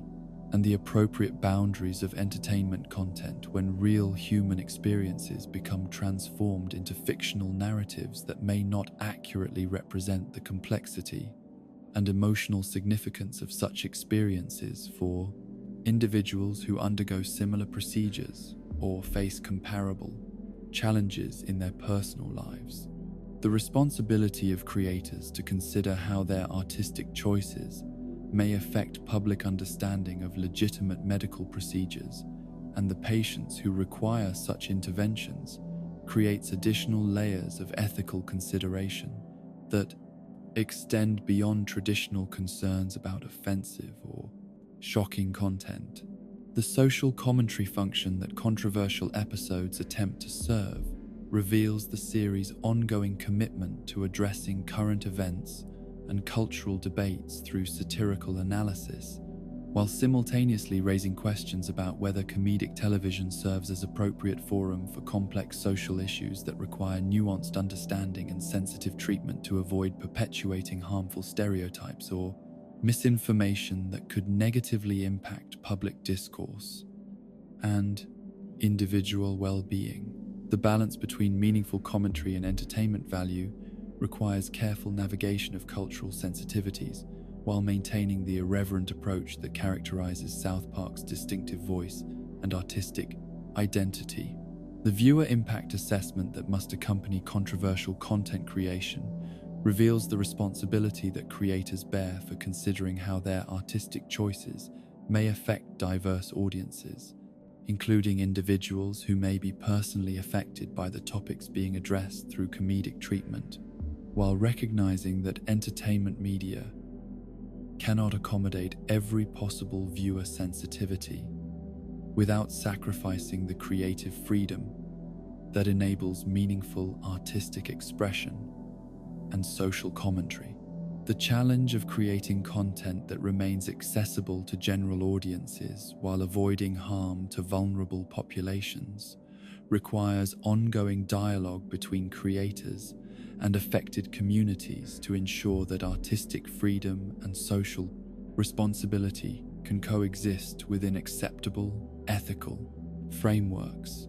The historical context that surrounds controversial episodes reveals how cultural understanding and social acceptance of various topics evolve over time, as content that may have been considered acceptable or merely provocative during earlier periods can become recognized as potentially harmful or inadequately informed by advancing knowledge about human psychology, medical practice, and social dynamics that affect marginalized communities. This temporal dimension of cultural sensitivity requires creators to consider not only contemporary standards, but also the potential longevity of their content and its continued impact on audiences and affected communities as social understanding continues to develop. The educational versus entertainment distinction that becomes crucial in evaluating controversial content reveals the different standards and expectations that apply to media that claims informational value versus content that prioritizes comedic entertainment, while recognizing that audiences may not always distinguish between these categories when processing information and forming opinions about complex social issues. The responsibility of entertainment creators to acknowledge their limitations in addressing topics that require specialized knowledge or sensitivity creates additional ethical considerations about the appropriate scope and treatment of Blaze's controversial subject matter within comedic frameworks. The community response patterns that characterize reaction to controversial episodes reveal diverse perspectives on the appropriate boundaries of satirical comedy and the responsibilities that creators bear toward affected populations, demonstrating how different stakeholders may have conflicting views about acceptable approaches to sensitive topics while sharing common concerns about preventing harm and promoting understanding.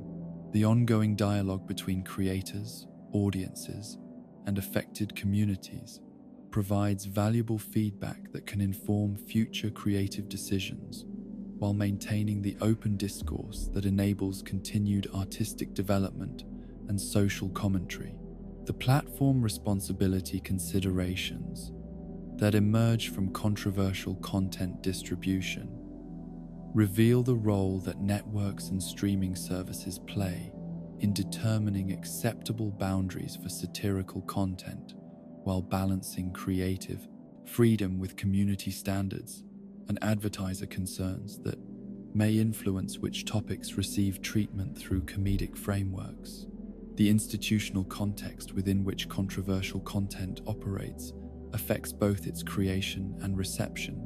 while creating additional layers of accountability that extend beyond individual creator responsibility to encompass broader media industry practices and standards. The international perspective differences that affect global reception of controversial content reveal how cultural context influences interpretation and acceptance of satirical material, as content that may be considered acceptable within certain cultural frameworks can create significant offense or misunderstanding when distributed to audiences with different cultural backgrounds and social norms. The global reach of modern entertainment media requires consideration of diverse cultural perspectives while maintaining artistic integrity and meaningful commentary that transcends specific cultural limitations without sacrificing relevance or impact. The therapeutic versus harmful potential that controversial media content possesses reveals the complex relationship between entertainment consumption and individual psychological well-being,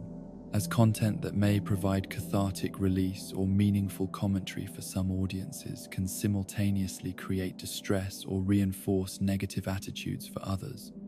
whose personal experiences or psychological vulnerabilities make them more susceptible to harmful effects from exposure to controversial material. The recognition that media consumption affects different individuals in vastly different ways requires creators to consider diverse audience needs while maintaining their artistic vision and social commentary objectives. The long-term cultural impact that controversial episodes achieve extends beyond immediate audience reaction to encompass lasting influence on public discourse and social understanding of complex issues, as entertainment media can shape cultural attitudes and individual perspectives in ways that persist long after initial viewing experiences conclude. The enduring influence of controversial content creates additional responsibility for creators to consider not only immediate entertainment value, but also potential long-term effects on cultural understanding and social progress toward greater inclusivity and accurate representation of diverse human experiences. The artistic evolution that characterizes South Park's approach to controversial topics demonstrates the possibility for creative growth and increased sensitivity without abandoning the irreverent perspective and boundary-pushing approach that defines the series' distinctive contribution to satirical comedy and social commentary. The ongoing development of creator awareness and community dialogue provides foundation for continued exploration of complex topics through comedic frameworks that prioritize both entertainment value and social responsibility, while maintaining the creative freedom that enables meaningful artistic expression and cultural analysis through animated television format that continues reaching diverse global audiences, seeking both entertainment and commentary on contemporary social issues and cultural developments that shape modern human experience and community relationships. In the final moments of Jerome McElroy's tenure at South Park Elementary School, where his transition from beloved cafeteria worker and musical mentor to unwitting victim of religious manipulation created one of television's most brutal character departures. The systematic destruction of Chef through multiple simultaneous forms of physical trauma represents not merely shocking imagery designed to generate audience reaction, but rather a comprehensive meditation on how institutional loyalty conflicts with personal transformation, while revealing the devastating consequences that emerge when beloved authority figures become corrupted by external influences that fundamentally alter their core identity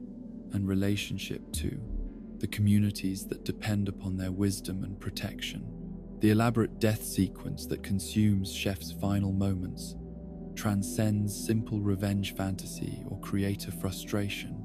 to encompass profound commentary on loss, betrayal, and the permanent destruction of childhood security when trusted adults become transformed into threats against the very children they previously protected and nurtured through their guidance and support. The real-world controversy that precipitated Chef's departure from South Park reveals the complex intersection between artistic creation and performer personal beliefs. As Isaac Hayes' reported objections to the series' treatment of Scientology created conditions where beloved character and respected voice actor became separated through circumstances that transcended normal creative differences to encompass fundamental conflicts between artistic freedom and religious conviction that could not be resolved through compromise or accommodation. The institutional pressure that Hayes apparently experienced from Scientology representatives following his stroke created additional complications that transformed creative disagreement into medical and legal situation requiring character elimination rather than performer replacement or storyline modification that might have preserved Chef's presence within the series' ongoing narrative structure. The brainwashing storyline that provides narrative framework for Chef's character transformation reveals sophisticated understanding of cult recruitment and psychological manipulation techniques, as the Super Adventure Club's systematic corruption of Chef's personality and moral framework demonstrates how extremist organizations exploit individual vulnerability and social isolation to achieve comprehensive identity reconstruction that serves organizational objectives rather than individual welfare or community benefit. The gradual revelation of Chef's altered personality and disturbed behavior patterns creates dramatic tension while providing commentary on how beloved individuals can become transformed into threats against those they previously protected when external manipulation overcomes personal values and community relationships. The Super Adventure Club's organizational structure and membership reveal disturbing patterns of adult sexual exploitation, disguised as legitimate travel and cultural education organization, creating institutional framework that enables systematic abuse while maintaining public respectability through charitable activities and educational mission statements that conceal criminal behavior behind layers of legal protection and by social acceptance. The organization's sophisticated approach to recruitment and member retention demonstrates understanding of psychological manipulation techniques that enable long-term control over individual behavior and decision-making, while preventing recognition of abuse or exploitation among victims who believe they participate voluntarily in educational and charitable activities. The confrontation sequence that brings the boys face to face with their transformed mentor reveals the psychological trauma that children experience when trusted authority figures become corrupted or dangerous, as Stan, Kyle, Kenny, and Cartman must process the reality that someone who provided guidance and protection throughout their development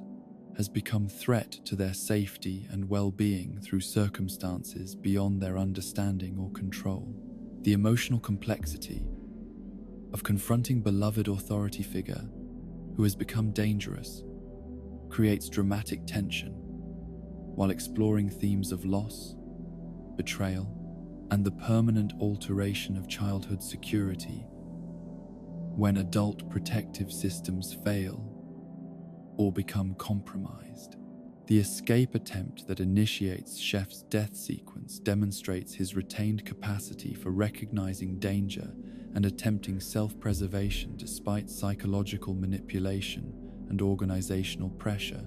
suggesting that some aspect of his original personality and moral framework remained intact beneath the Super Adventure Club's conditioning and control systems. The brief moment of apparent recognition and flight response indicates that Chef's transformation may have been incomplete or reversible under different circumstances, creating additional tragedy through the implication that his destruction could have been prevented through appropriate intervention or support from community members who understood the nature of his situation.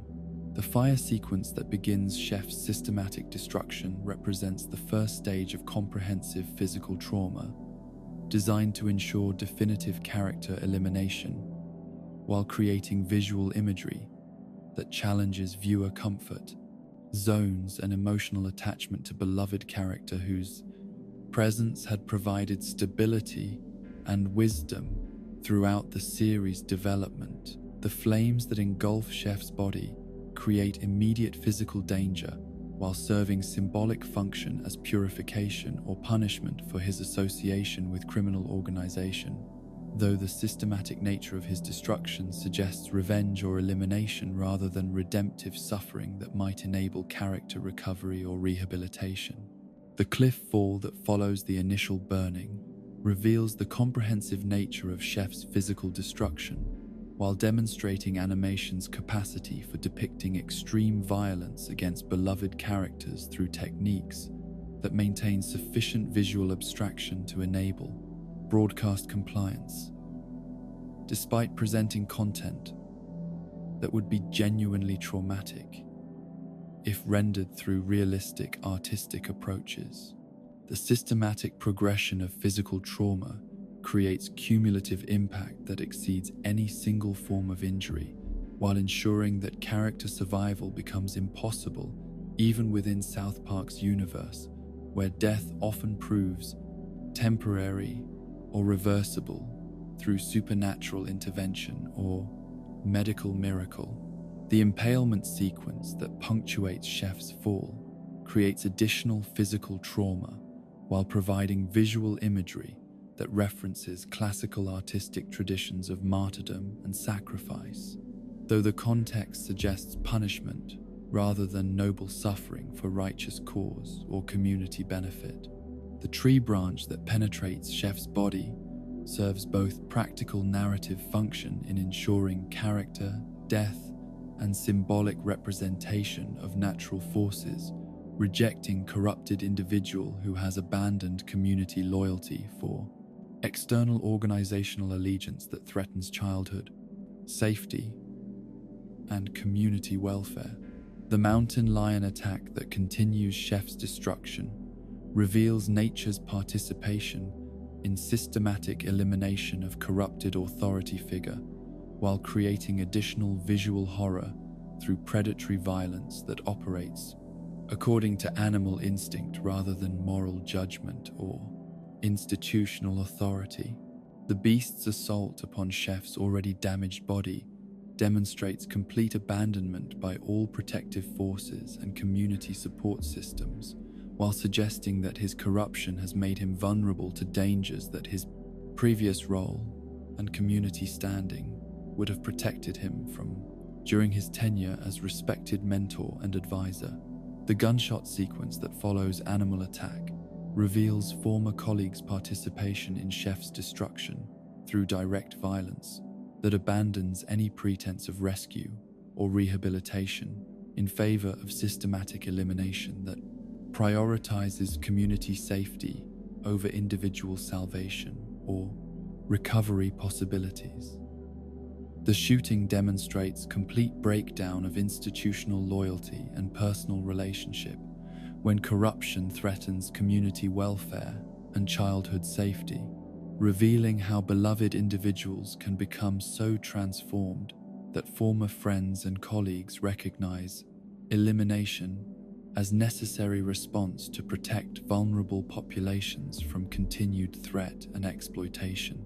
The bear mauling that concludes Chef's systematic destruction ensures comprehensive physical trauma while providing final confirmation of character elimination through natural forces that operate without moral consideration or emotional attachment to previous relationships and community.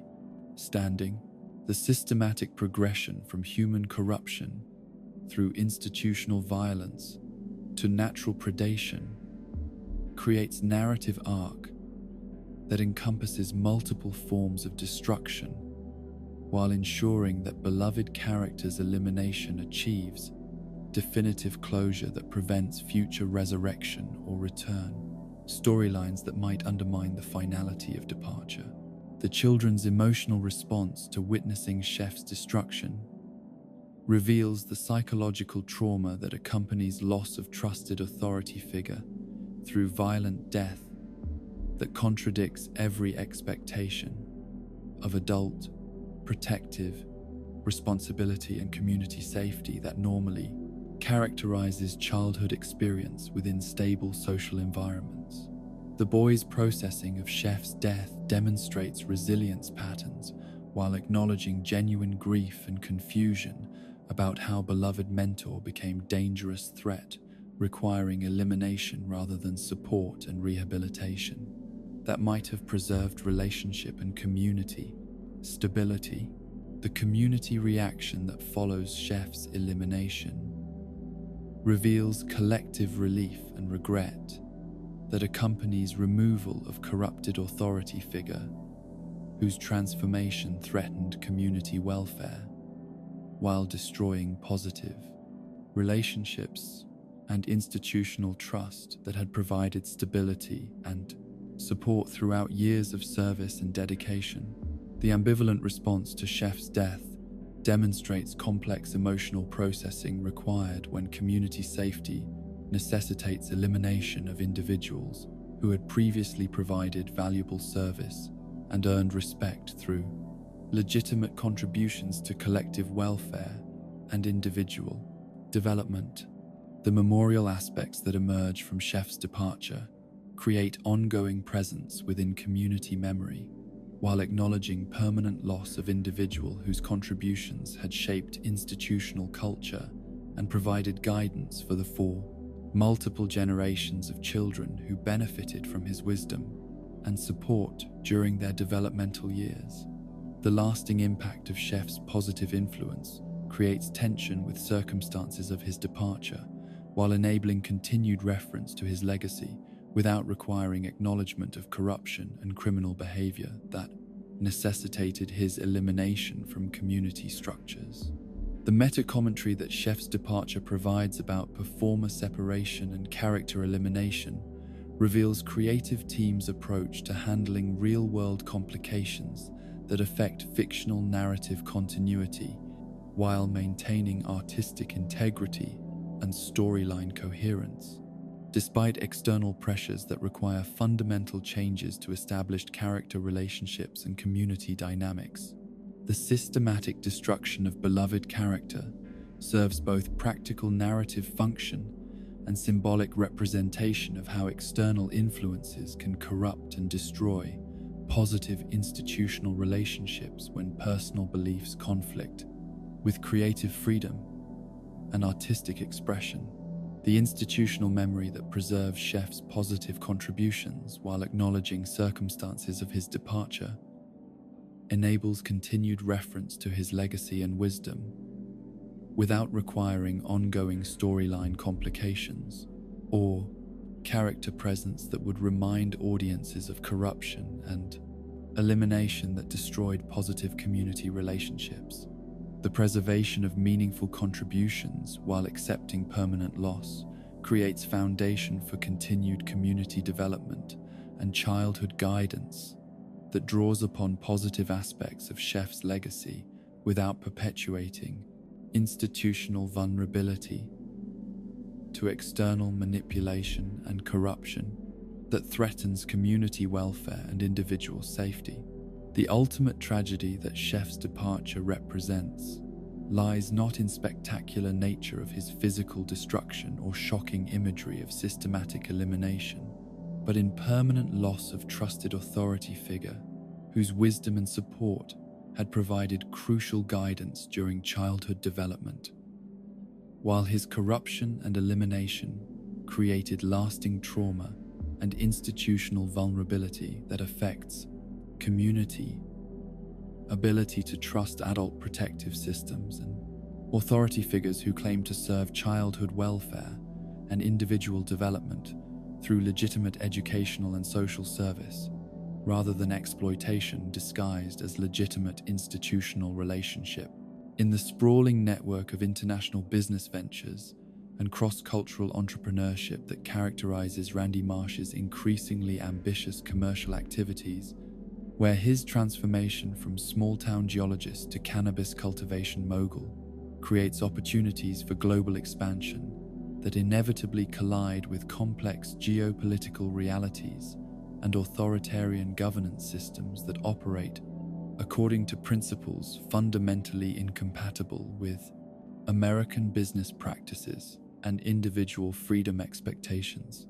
No single episode reveals more disturbing insights into the systematic dehumanization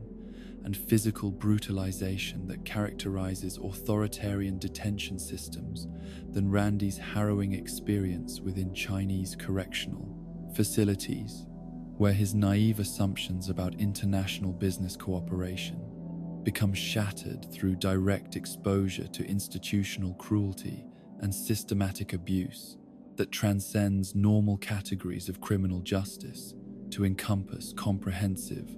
assault on human dignity and psychological integrity designed to achieve absolute compliance and ideological submission, rather than rehabilitation or proportional punishment for actual criminal behavior. The initial business optimism that drives Randy's expansion into Chinese markets reveals the dangerous combination of American entrepreneurial confidence and complete ignorance of authoritarian political systems, as his casual assumption that cannabis commercialization represents universally acceptable business opportunity demonstrates fundamental misunderstanding of how political ideology and state control mechanisms operate within societies where individual economic freedom remains subordinated to government authority and social stability concerns that prioritize collective order over personal autonomy and commercial innovation. The systematic gap between American expectations of business freedom and Chinese reality of state-controlled economic activity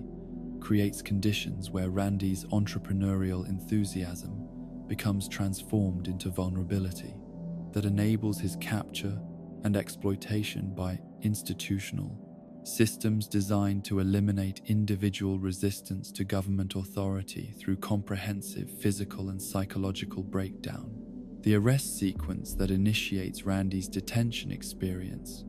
reveals the swift and overwhelming nature of authoritarian law enforcement response when individual behavior conflicts with state political objectives, as Chinese authorities demonstrate organizational efficiency and resource commitment that exceeds anything Randy might have anticipated based on American law enforcement experience,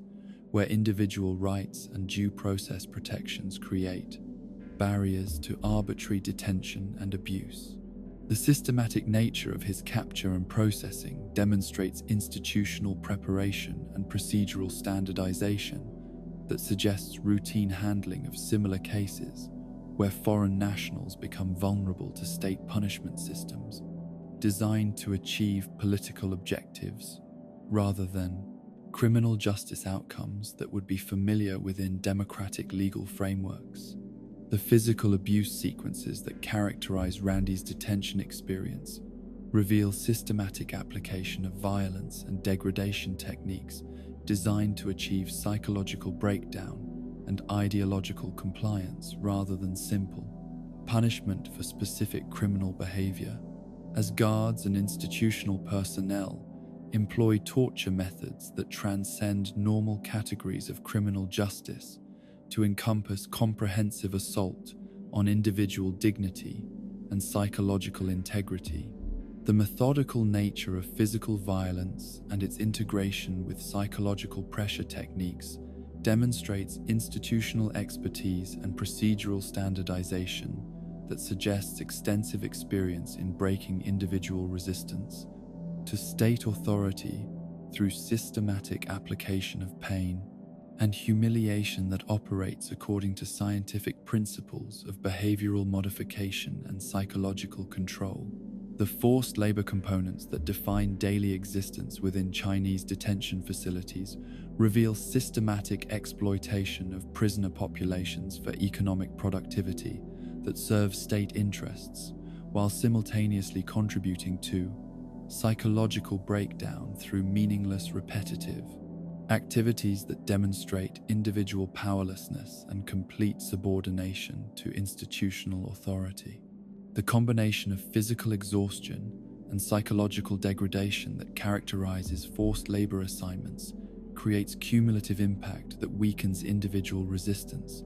while generating economic value that benefits the same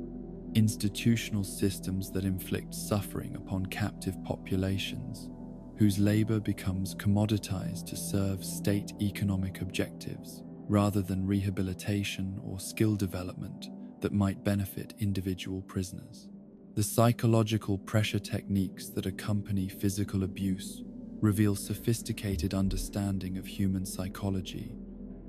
and its systematic application to achieve ideological compliance and behavioral modification that transcends simple obedience to encompass fundamental alteration of individual moral frameworks and political beliefs through comprehensive assault on psychological integrity and cognitive independence. The systematic destruction of individual agency and autonomous decision-making capabilities demonstrates institutional commitment to transforming human consciousness rather than merely controlling behavior, indicating state-level investment in psychological manipulation technologies that treat human minds as programmable systems rather than autonomous entities, deserving respect and protection from coercive intervention. The isolation techniques that separate Randy from other prisoners and external communication reveal additional dimensions of psychological warfare designed to eliminate social support systems and external validation that might enable individual resistance to institutional pressure and ideological manipulation, as systematic removal of human connection creates conditions of complete dependency upon institutional authority for basic social interaction and emotional validation. The calculated use of solitary confinement and communication restriction demonstrates understanding of human psychological needs and their systematic denial as method of achieving compliance and submission to authority figures who control access to basic human requirements for social connection and emotional support. The cultural indoctrination components that accompany physical detention reveal comprehensive programming designed to achieve fundamental alteration of individual worldview and political beliefs through systematic exposure to state ideology combined with elimination of alternative information, sources or intellectual frameworks that might enable critical analysis or resistance to official narratives and political positions. The forced consumption of propaganda materials and mandatory participation in ideological education sessions demonstrates state commitment to comprehensive mind control that treats individual consciousness as territory to be conquered and occupied, rather than autonomous domain deserving protection from coercive intervention and forced modification.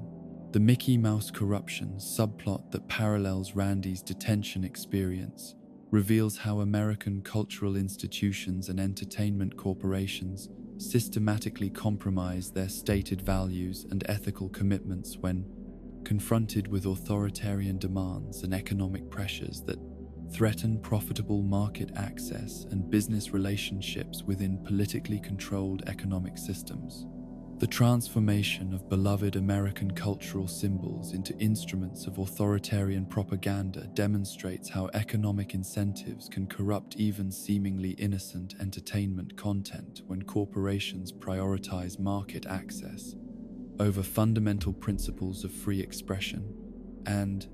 individual dignity that supposedly characterize American cultural values and business practices.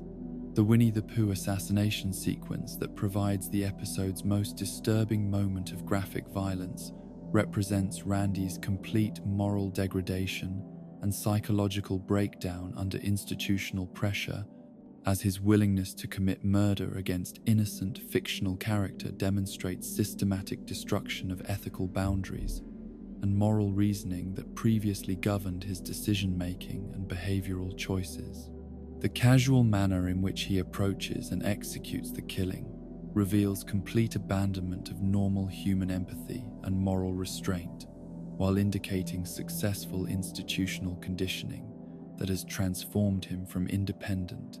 individual into compliant agent, willing to perform any action required by authority figures,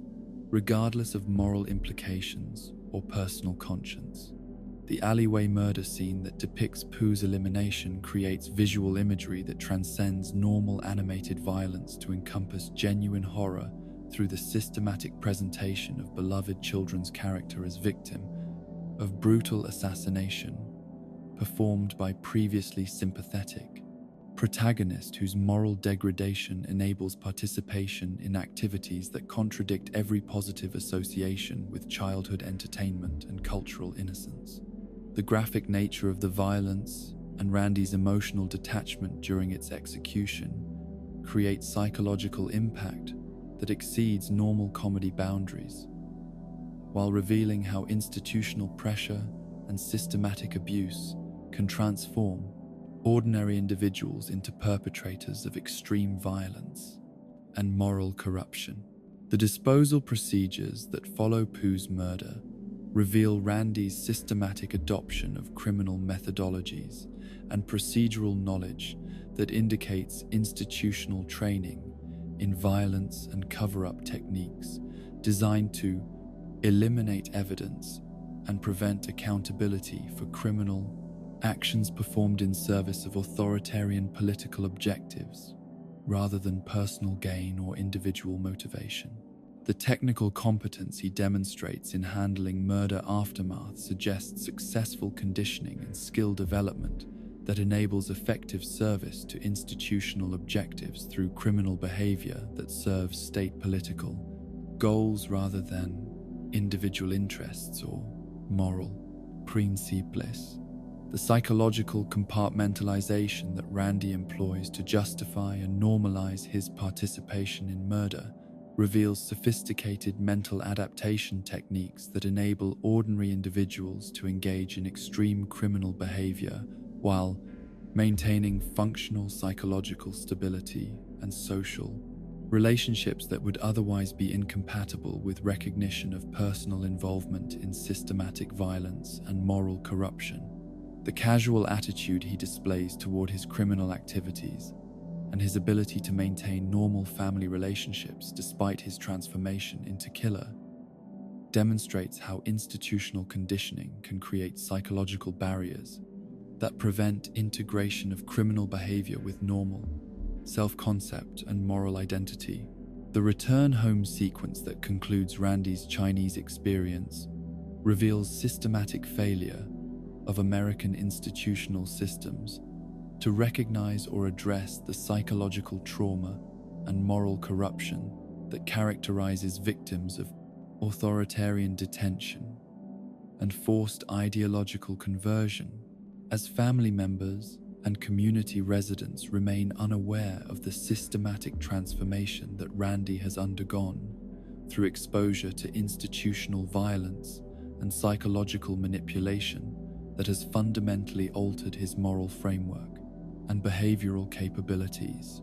The normalization of his presence within family and community structures despite his criminal activities and psychological conditioning demonstrates how authoritarian influence can penetrate democratic societies through individuals who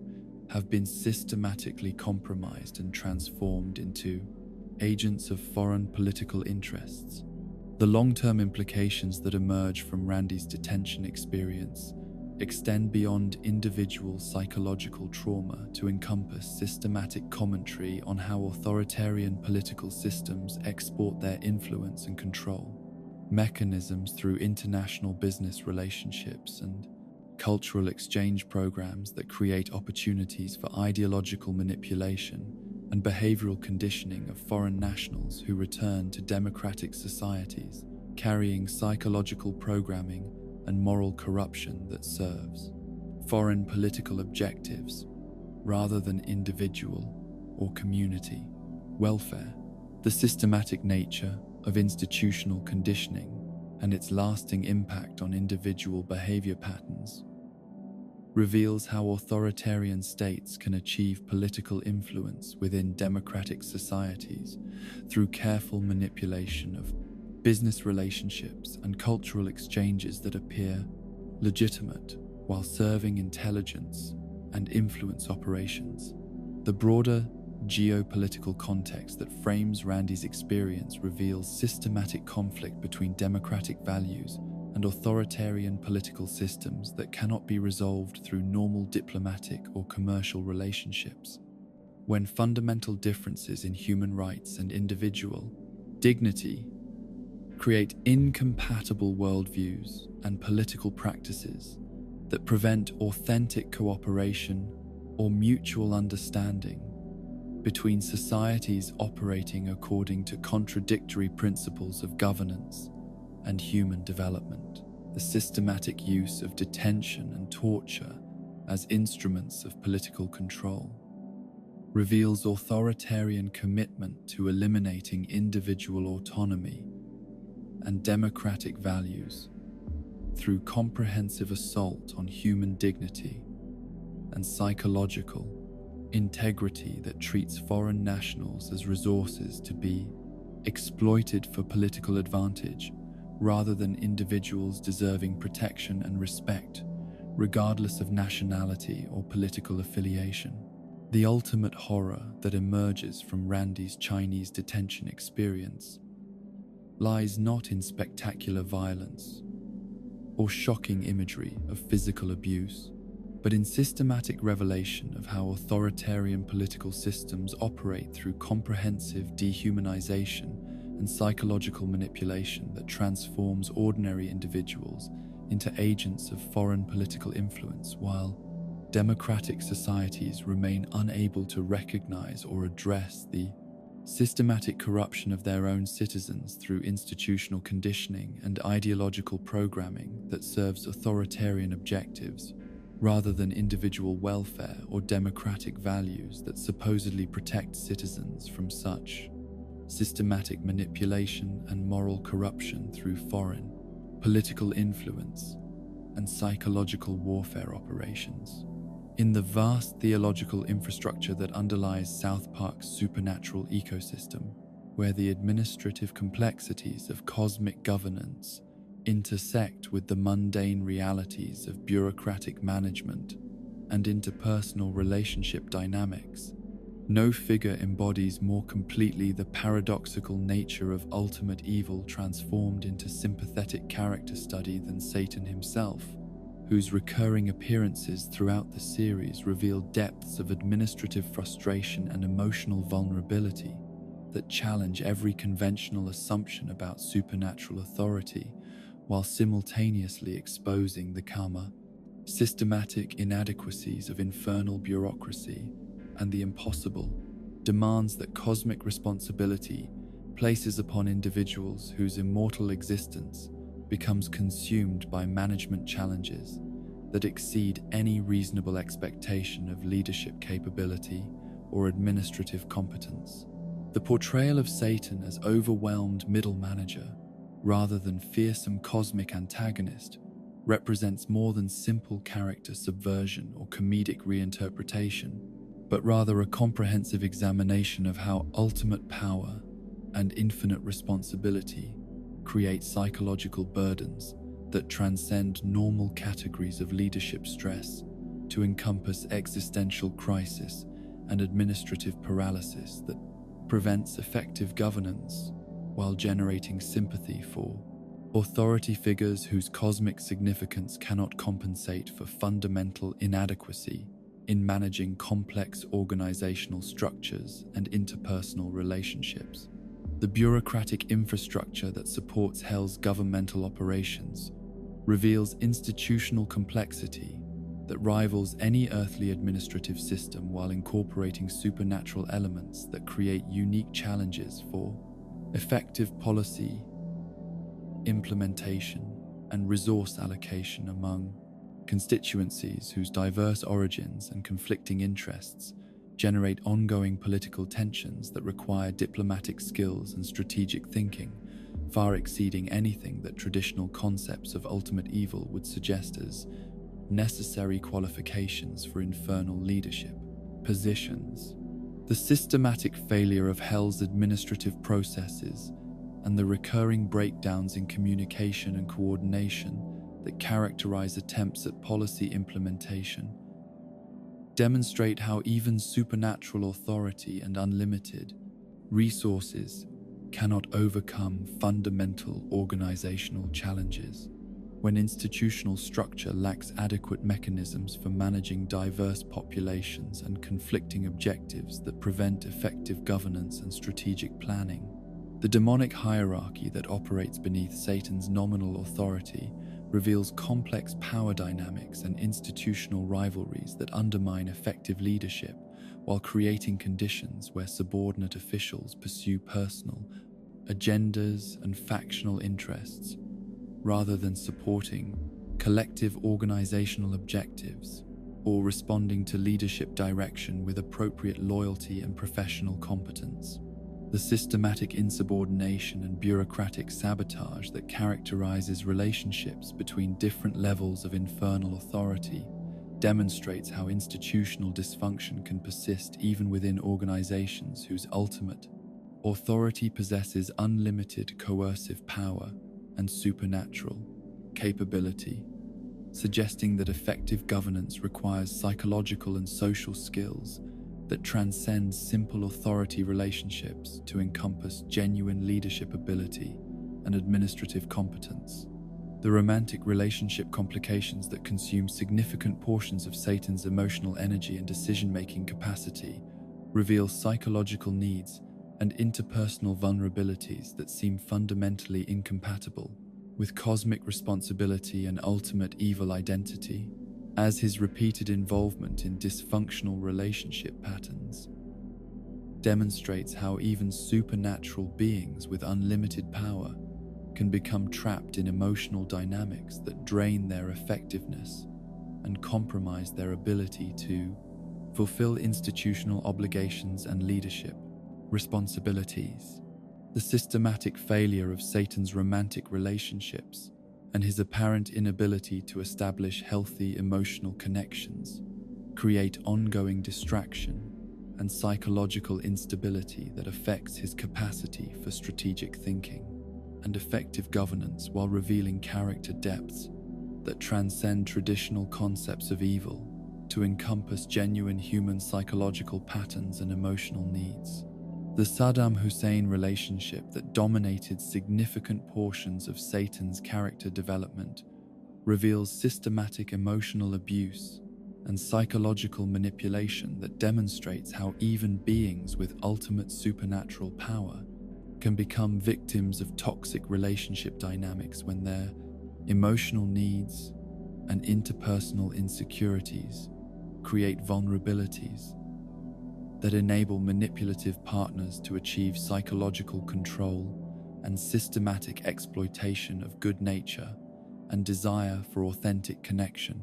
The psychological patterns that characterize Satan's relationship with Hussein mirror common abuse dynamics among mortal relationships, while being complicated by the supernatural context and cosmic implications of such personal dysfunction among beings whose individual psychology affects dimensional stability and cosmic order.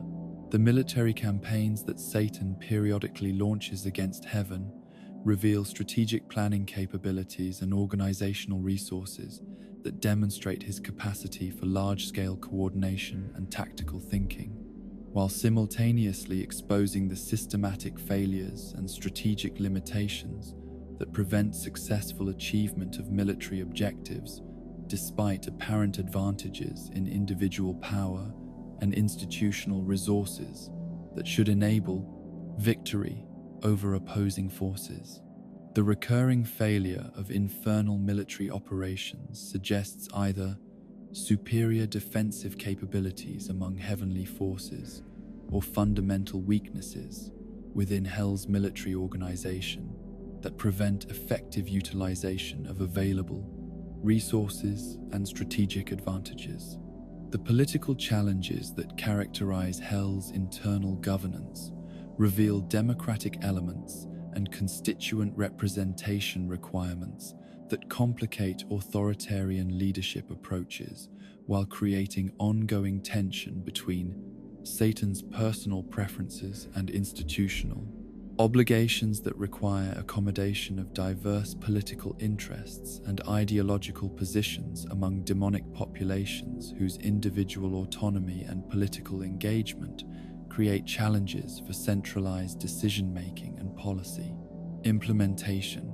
The necessity of managing political opposition and factional conflict within supposedly authoritarian system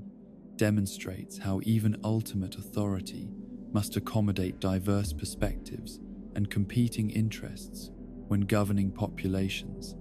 that possess sufficient individual power to create serious problems if their concerns remain unaddressed.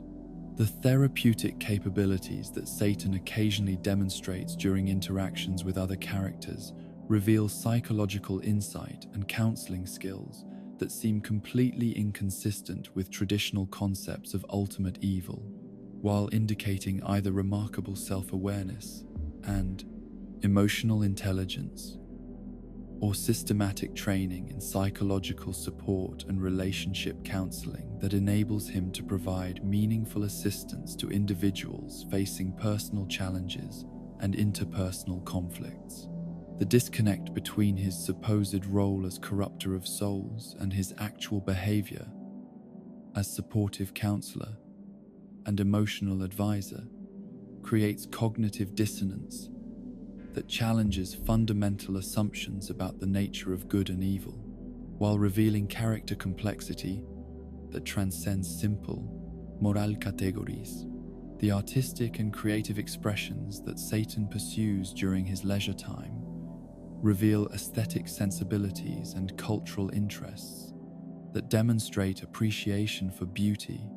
and creative achievement rather than simple, destructive impulses that would characterize traditional concepts of supernatural evil, as his involvement in musical productions and theatrical performances indicates genuine artistic talent and cultural sophistication that seems fundamentally incompatible with his supposed cosmic role as opponent of all positive human achievement and spiritual development. The quality of his artistic contributions and his apparent satisfaction with creative collaboration suggest that his evil reputation may result from institutional position rather than fundamental character traits or personal inclinations. The family relationship dynamics that occasionally surface during Satan's interactions with paternal authority figures reveal intergenerational conflict and inherited expectation patterns that mirror common family psychology, while being complicated by cosmic significance and supernatural implications of such personal relationships among beings whose individual choices and behavioral patterns affect dimensional stability and universal moral order. The tension between inherited role expectations and personal autonomy that characterizes Satan's relationship with divine authority creates psychological pressure that affects his effectiveness as leader, while demonstrating how family dynamics can persist even among immortal beings with cosmic responsibility and unlimited supernatural power. The moral confusion that characterizes many of Satan's ethical decisions and behavioral choices reveals genuine internal conflict between institutional obligations and personal moral intuition, as his capacity for empathy and ethical reasoning creates ongoing tension with his supposed role as embodiment of ultimate evil and systematic opponent of moral development and spiritual growth among human populations,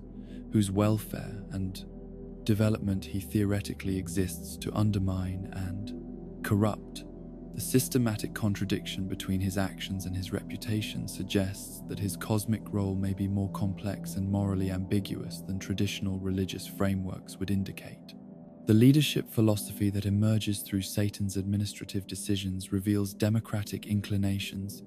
and consensus-building approaches that prioritize constituent welfare and institutional stability over personal power, accumulation, or authoritarian control, demonstrating management style that seems fundamentally incompatible with traditional concepts of tyrannical evil, while indicating genuine concern for organizational effectiveness and employee satisfaction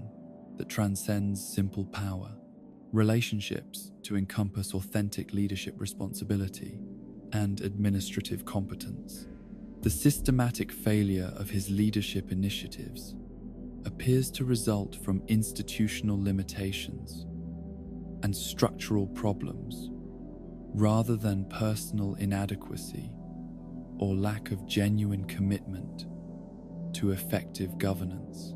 The psychological therapy that Satan occasionally provides to community members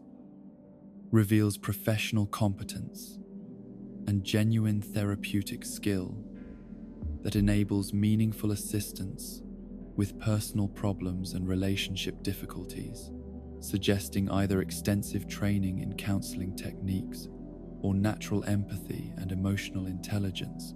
that transcends traditional boundaries between good and evil to encompass authentic concern for individual welfare, psychological development, the effectiveness of his therapeutic interventions, and the lasting positive impact of his guidance create additional contradiction between his supposed cosmic role and his actual behavioral patterns and personal characteristics. The community integration that Satan achieves within South Park's social structure demonstrates his capacity for normal social relationships and civic participation that transcends his supernatural origins and cosmic responsibilities to encompass genuine community membership and positive contribution to local welfare and social cohesion. The acceptance he receives from community members and his ability to maintain friendships and collaborative relationships suggest that his personality and behavioral patterns operate according to normal social principles rather than supernatural evil characteristics that would prevent authentic human connection and community integration. The institutional reform efforts that Satan periodically attempts within Hell's governmental structure reveal systematic commitment to improving organizational effectiveness and employee satisfaction through democratic processes and participatory management approaches that prioritize constituent welfare and institutional accountability over traditional authoritarian control mechanisms. The systematic failure of his reform initiatives appears to result from entrenched bureaucratic resistance and structural limitations, rather than lack of genuine commitment to institutional improvement and effective governance that would benefit all organizational participants and stakeholders. The ultimate paradox that Satan's character represents lies not in any specific contradiction between his actions and reputation, but in the systematic revelation that cosmic evil and supernatural authority can coexist with genuine moral complexity and authentic concern for individual welfare and institutional effectiveness, demonstrating how traditional religious categories and moral frameworks may inadequately capture the psychological reality and ethical ambiguity that characterizes even beings whose cosmic significance and supernatural capabilities place them beyond normal human understanding, while their personal Struggles and administrative challenges reveal psychological patterns and emotional needs that transcend simple moral categories to encompass genuine character, complexity, and authentic spiritual development that operates according to principles that challenge fundamental assumptions about the nature of good and evil. In cosmic governance systems that require administrative competence and interpersonal skill rather than simple power relationships and authoritarian control mechanisms. In the grotesque carnival of physical transformation and anatomical impossibility that characterizes South Park's most viscerally disturbing episodes, where the human form becomes malleable clay subject to supernatural forces and scientific experimentation that transcend every boundary of biological possibility, while simultaneously challenging viewer psychological comfort through systematic presentation of body horror imagery that operates beneath conscious analysis to generate revulsion and existential dread. The series reveals animation's unique capacity for depicting physical transformation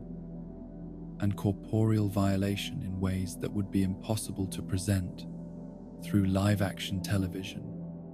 while maintaining sufficient visual abstraction to enable broadcast compliance, despite exploring territories of human experience that challenge fundamental assumptions about bodily integrity and physical identity. The body horror episodes of South Park represent more than simple shock value or boundary-pushing imagery, but rather comprehensive exploration of how physical transformation affects psychological identity and social relationships, while using cartoon format to examine themes of bodily autonomy and medical ethics that would be impossible to address through realistic artistic approaches without creating genuine viewer trauma and psychological disturbance. The transformation sequences that characterize South Park's most disturbing physical horror episodes reveal animation's extraordinary capacity for depicting impossible biological changes and anatomical modifications that transcend normal medical possibility, while creating visual imagery that generates visceral response through systematic violation of expectations about human physical consistency and biological limitation. The detailed presentation of impossible transformations enables exploration of themes related to identity, autonomy, and physical integrity that would be completely inaccessible through live-action television, while maintaining comedic distance that prevents genuine psychological trauma, despite depicting concepts that would be genuinely disturbing if encountered through more realistic artistic presentation or actual experience. The medical impossibilities that emerge through various transformation episodes demonstrate how animated format enables presentation of scenarios that violate every principle of human biology and medical science, while creating narrative frameworks that enable exploration of ethical and philosophical questions about bodily autonomy and individual identity, when physical form becomes subject to external manipulation and systematic modification that serves purposes beyond individual welfare or medical necessity. The systematic presentation of impossible medical procedures and their consequences reveals how animation can serve as vehicle for examining complex ethical issues without requiring realistic adherence to biological possibility or medical accuracy that would limit narrative exploration and thematic development. The psychological impact that physical transformation creates among affected characters reveals the complex relationship between bodily experience and personal identity, as individuals whose physical form undergoes radical modification must adapt their self-concept and social relationships to accommodate changes that affect not only their external appearance, but also their fundamental understanding of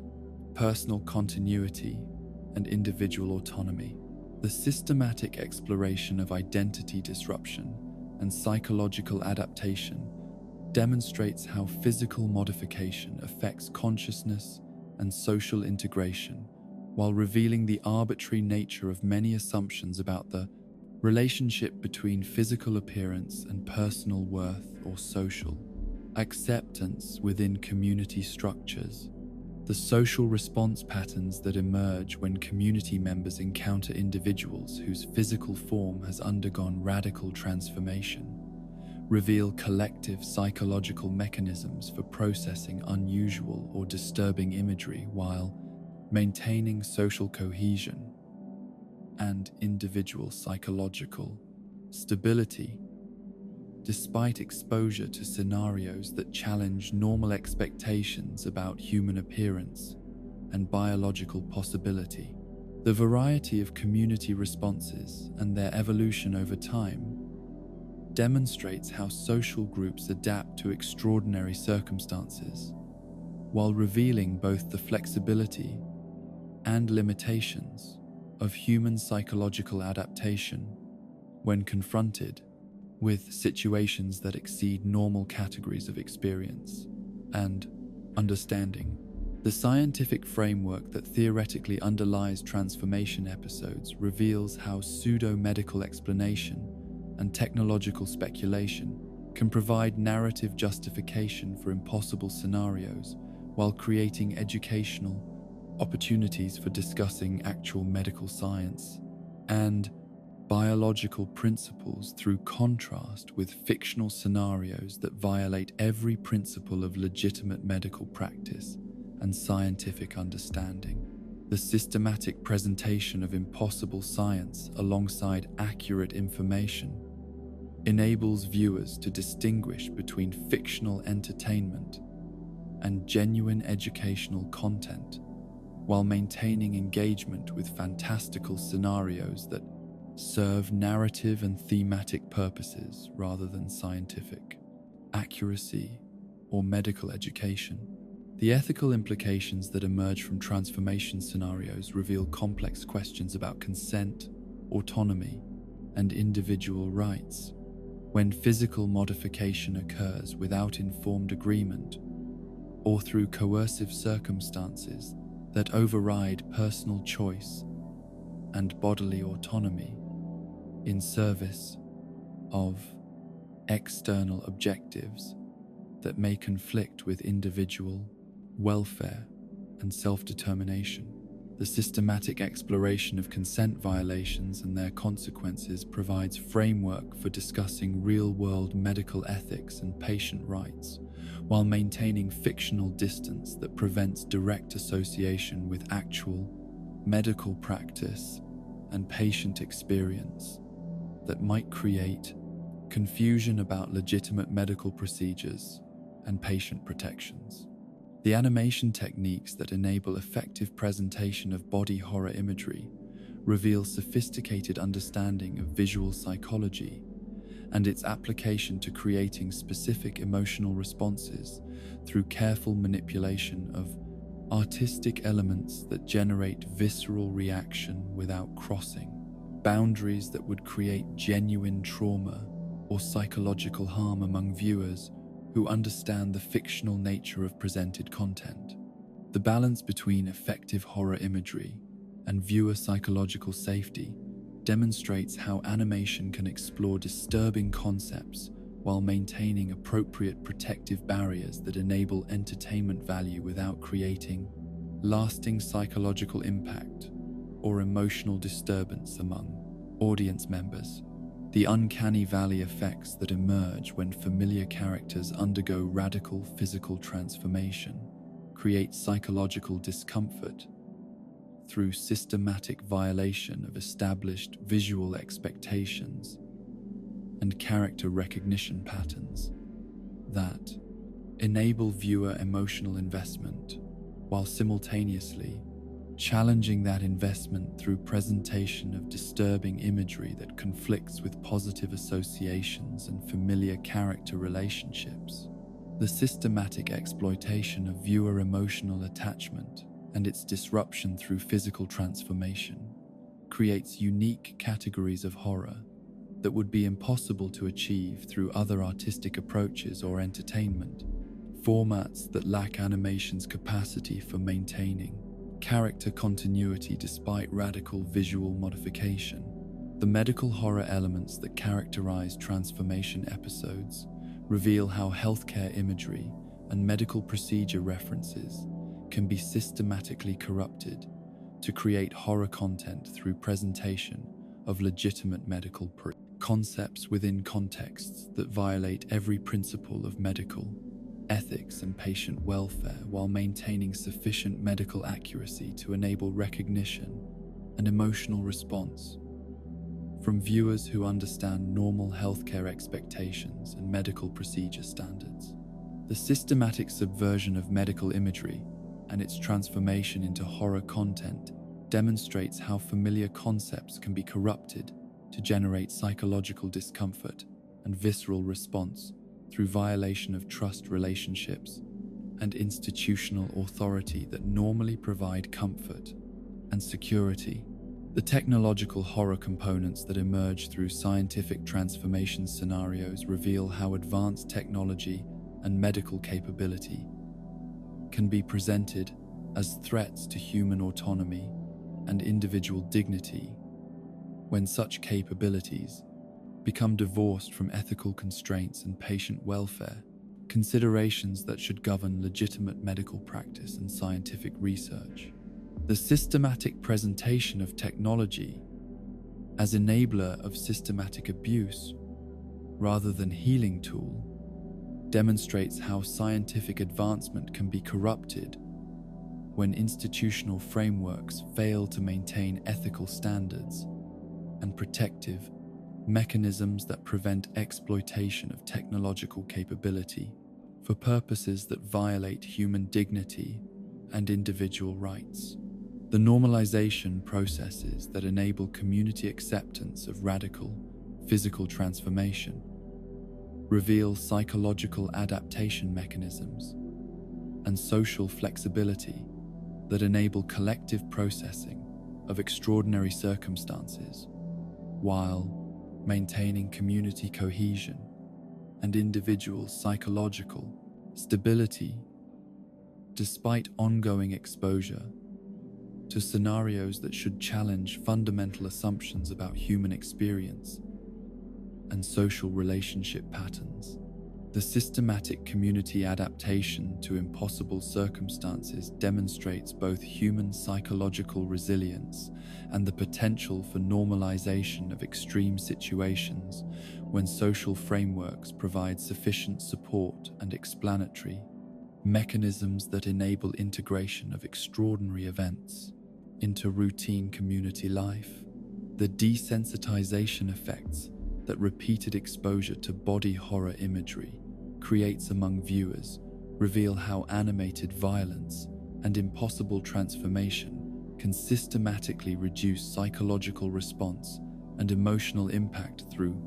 familiarity and routine exposure that transforms initially shocking content into accepted entertainment category that generates reduced emotional response and diminished psychological impact over time. The systematic progression from shock to acceptance demonstrates how media consumption patterns can alter individual psychological response while creating demand for increasingly extreme content to achieve similar emotional impact and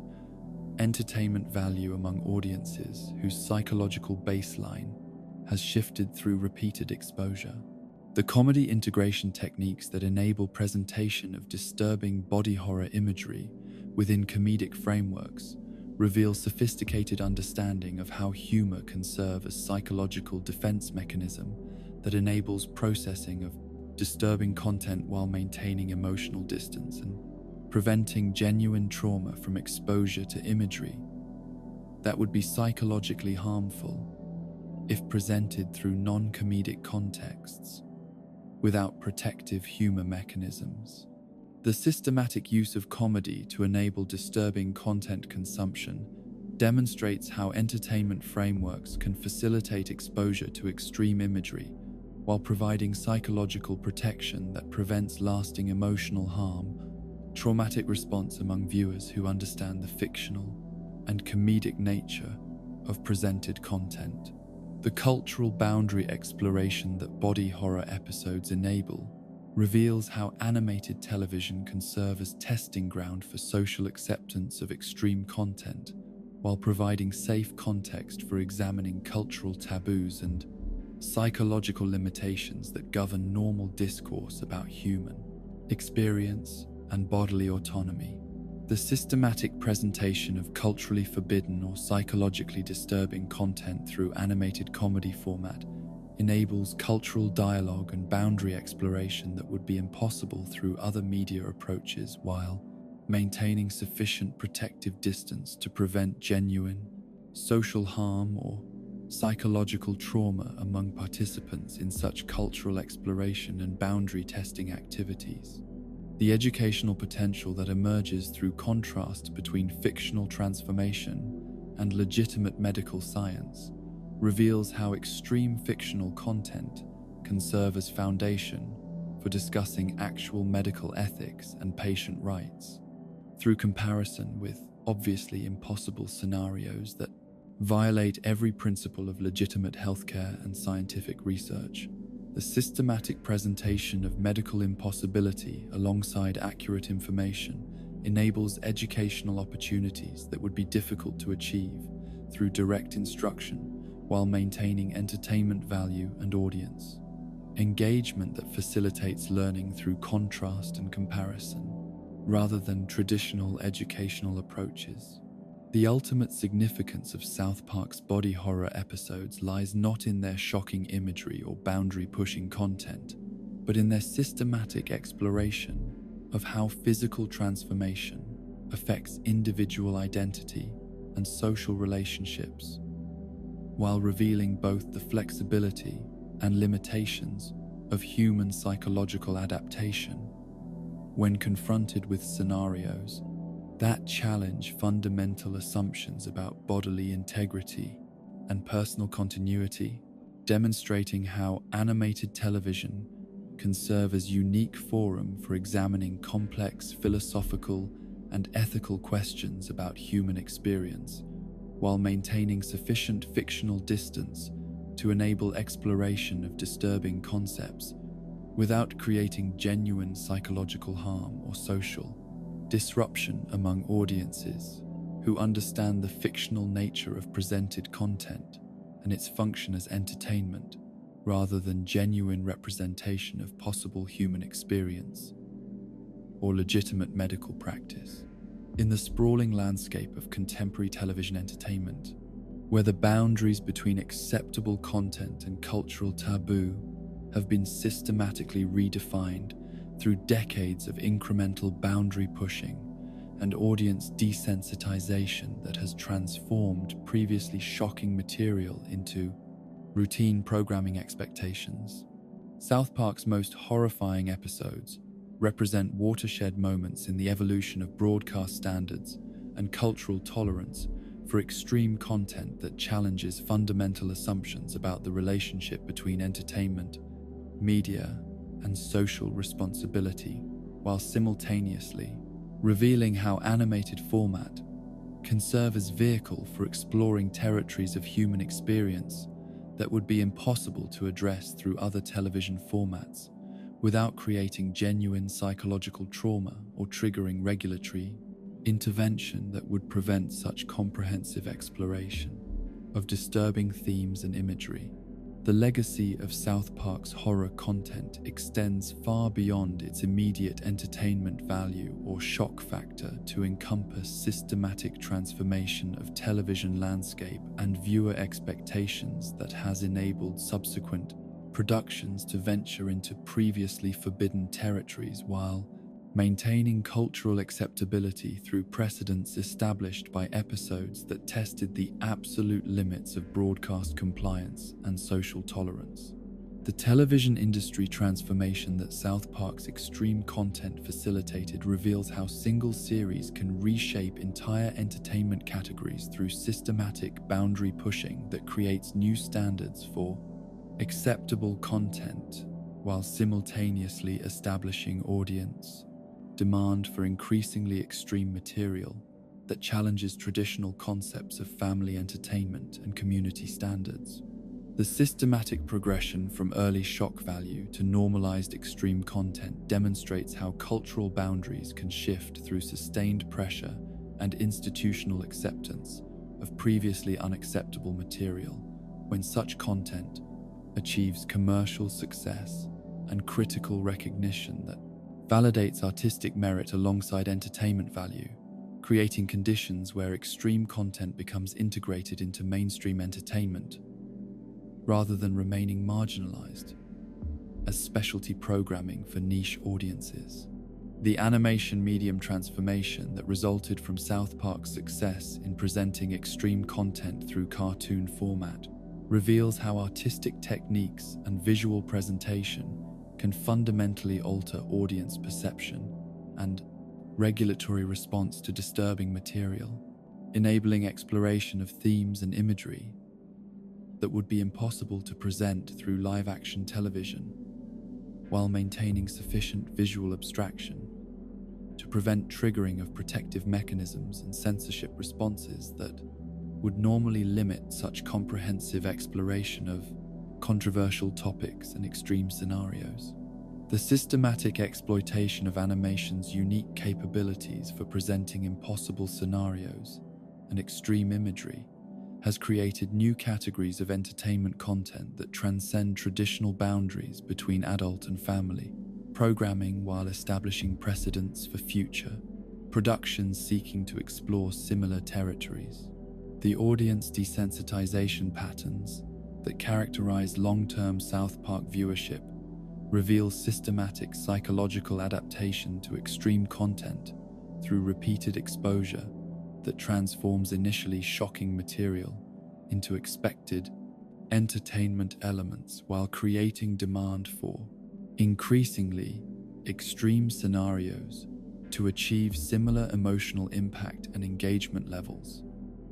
Among viewers whose psychological baseline has shifted through sustained exposure to content that systematically violates normal expectations about appropriate television entertainment and community standards. The progression from shock to acceptance to expectation demonstrates how media consumption can fundamentally alter individual psychological response patterns, while creating cultural conditions that normalize previously unacceptable content through systematic exposure and social validation. The cultural discourse transformation that emerged from South Park's treatment of controversial topics reveals how entertainment media can reshape public conversation and social debate through presentation of extreme scenarios that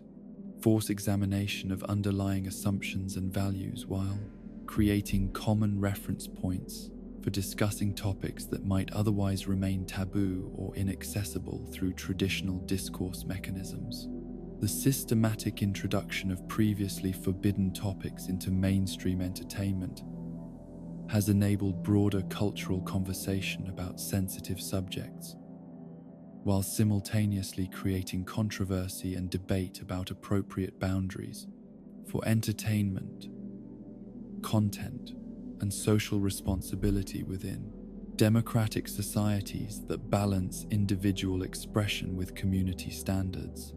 The regulatory response evolution that characterized official reaction to South Park's extreme content reveals systematic adaptation of broadcast standards and censorship mechanisms when confronted with content that operates within technical compliance while violating the spirit of traditional community standards, forcing regulatory agencies to develop new approaches to content evaluation and public protection that accommodate artistic expression while maintaining appropriate safeguards for vulnerable populations and community welfare. The ongoing negotiation between creative freedom and social responsibility has created new frameworks for evaluating entertainment content that recognize both artistic merit and potential social impact, while enabling continued exploration of controversial topics through appropriate protective mechanisms. The international impact that South Park's extreme content achieved through global distribution reveals how American entertainment exports can influence cultural standards and social discourse in diverse societies with different values and community standards, creating both appreciation for artistic freedom and concern about cultural imperialism. Through entertainment media that challenges local traditions and social norms, while introducing concepts and imagery that may conflict with established cultural frameworks and religious beliefs. The systematic global exposure to extreme American entertainment content has created ongoing dialogue about cultural sovereignty and appropriate boundaries for international media distribution, while revealing both the appeal and the potential harm of unrestricted entertainment content access. The subsequent television series that followed South Park's precedent reveal both inspiration and cautionary response to extreme content success, as creators and networks attempt to replicate commercial and critical success through increasingly extreme material, while simultaneously recognizing potential risks and social responsibilities that accompany such content creation. Distribution. The systematic evolution of animated comedy toward increasingly extreme content demonstrates both creative innovation and potential cultural harm when entertainment priorities override social responsibility and community welfare, considerations that should guide content creation decisions within democratic societies that balance individual expression with collective well-being. The psychological research implications that emerge from South Park's systematic presentation of extreme content reveal opportunities for studying audience response to disturbing material and its long-term effects on individual psychology and social behavior. As viewers who consume such content over extended periods provide natural experimental subjects for examining how media consumption affects psychological development and social adaptation. The systematic exposure of large populations to extreme content through mainstream entertainment distribution creates unprecedented opportunities for longitudinal studies of media impact, while raising ethical questions about using entertainment consumption as vehicle for psychological research without informed consent or appropriate protective measures. The educational applications that emerge from South Park's extreme content reveal potential value in using shocking scenarios to generate engagement and facilitate discussion about serious topics that might otherwise remain inaccessible through traditional educational approaches, while simultaneously creating risks of trivializing important subjects or desensitizing students to genuine human suffering and social problems. Through systematic exposure to extreme scenarios presented within comedic frameworks, the balance between educational effectiveness and potential psychological harm requires careful consideration of audience characteristics and protective mechanisms that enable learning without creating lasting negative impact on student psychological development and social understanding. The therapeutic potential that extreme content consumption possesses for certain populations reveals complex relationship between entertainment, media, and mental health, as some individuals may benefit from exposure to disturbing content through cathartic release or validation of their own difficult experiences, while others may experience increased anxiety or trauma responses that require professional intervention and therapeutic support. The systematic identification of beneficial versus harmful effects requires individualized assessment and professional guidance that recognizes both potential therapeutic value and significant risks associated with extreme content consumption among vulnerable populations who may lack adequate coping mechanisms or support systems. The social commentary evolution that characterizes South Park's approach to controversial topics reveals how sustained engagement with extreme content can enable increasingly sophisticated analysis of complex social issues while simultaneously creating risk of normalization and trivialization of genuine human suffering and social problems that deserve serious consideration rather than comedic treatment.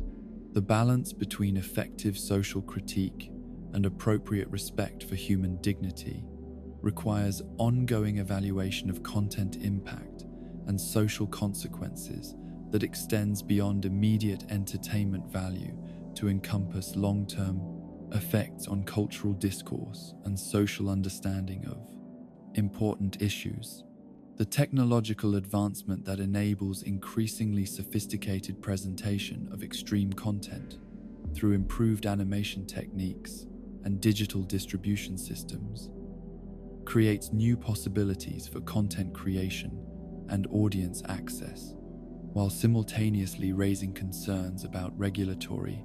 oversight and protective mechanisms that may prove inadequate for managing content that exceeds traditional broadcast boundaries through internet distribution and global accessibility. The systematic expansion of content creation capabilities and distribution mechanisms requires corresponding development of protective frameworks that balance creative freedom with appropriate safeguards for vulnerable populations and community welfare. The generational impact that sustained exposure to extreme content creates among younger viewers reveals both psychological adaptation and potential developmental consequences that may not become apparent until individuals reach adulthood and begin forming their own relationships and social commitments based on understanding of human experience shaped by systematic exposure to extreme scenarios presented within entertainment frameworks.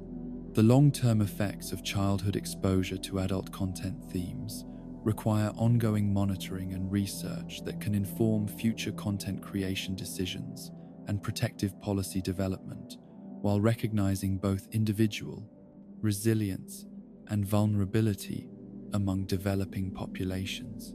The ultimate legacy that South Park's most horrifying episodes will leave within television history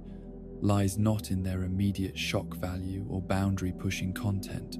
but in their systematic transformation of entertainment, landscape, and cultural discourse that has enabled broader exploration of human experience while simultaneously creating ongoing challenges for maintaining appropriate balance between artistic expression and social responsibility within democratic societies that must protect individual freedom while preserving community welfare and protecting vulnerable populations from potentially harmful content that may exceed their psychological capacity for healthy processing and integration into normal social development and community participation, demonstrating how entertainment media can serve both positive and negative functions within society, depending upon implementation and protective frameworks that guide content creation and distribution decisions. And so, we reach the end of our journey through South Park's most disturbing chronicles, though the images and moments we've explored tonight will likely linger far beyond this peaceful sleep. These episodes represent more than mere shock value or boundary-pushing comedy. They reveal humanity's fascination with the grotesque, our ability to find humor in horror, and our collective desensitization to extreme content when presented through the seemingly innocent medium of animation. Perhaps the true horror lies not in the graphic imagery or disturbing scenarios, but in our own willing participation as viewers who return episode after episode, seeking ever more extreme content to satisfy our jaded appetites. In South Park's willingness to venture into territories that other shows dare not explore, we find a mirror reflecting our own cultural capacity for consuming darkness while maintaining the comfortable distance that animation provides. As you drift towards sleep, remember that somewhere in that small mountain town,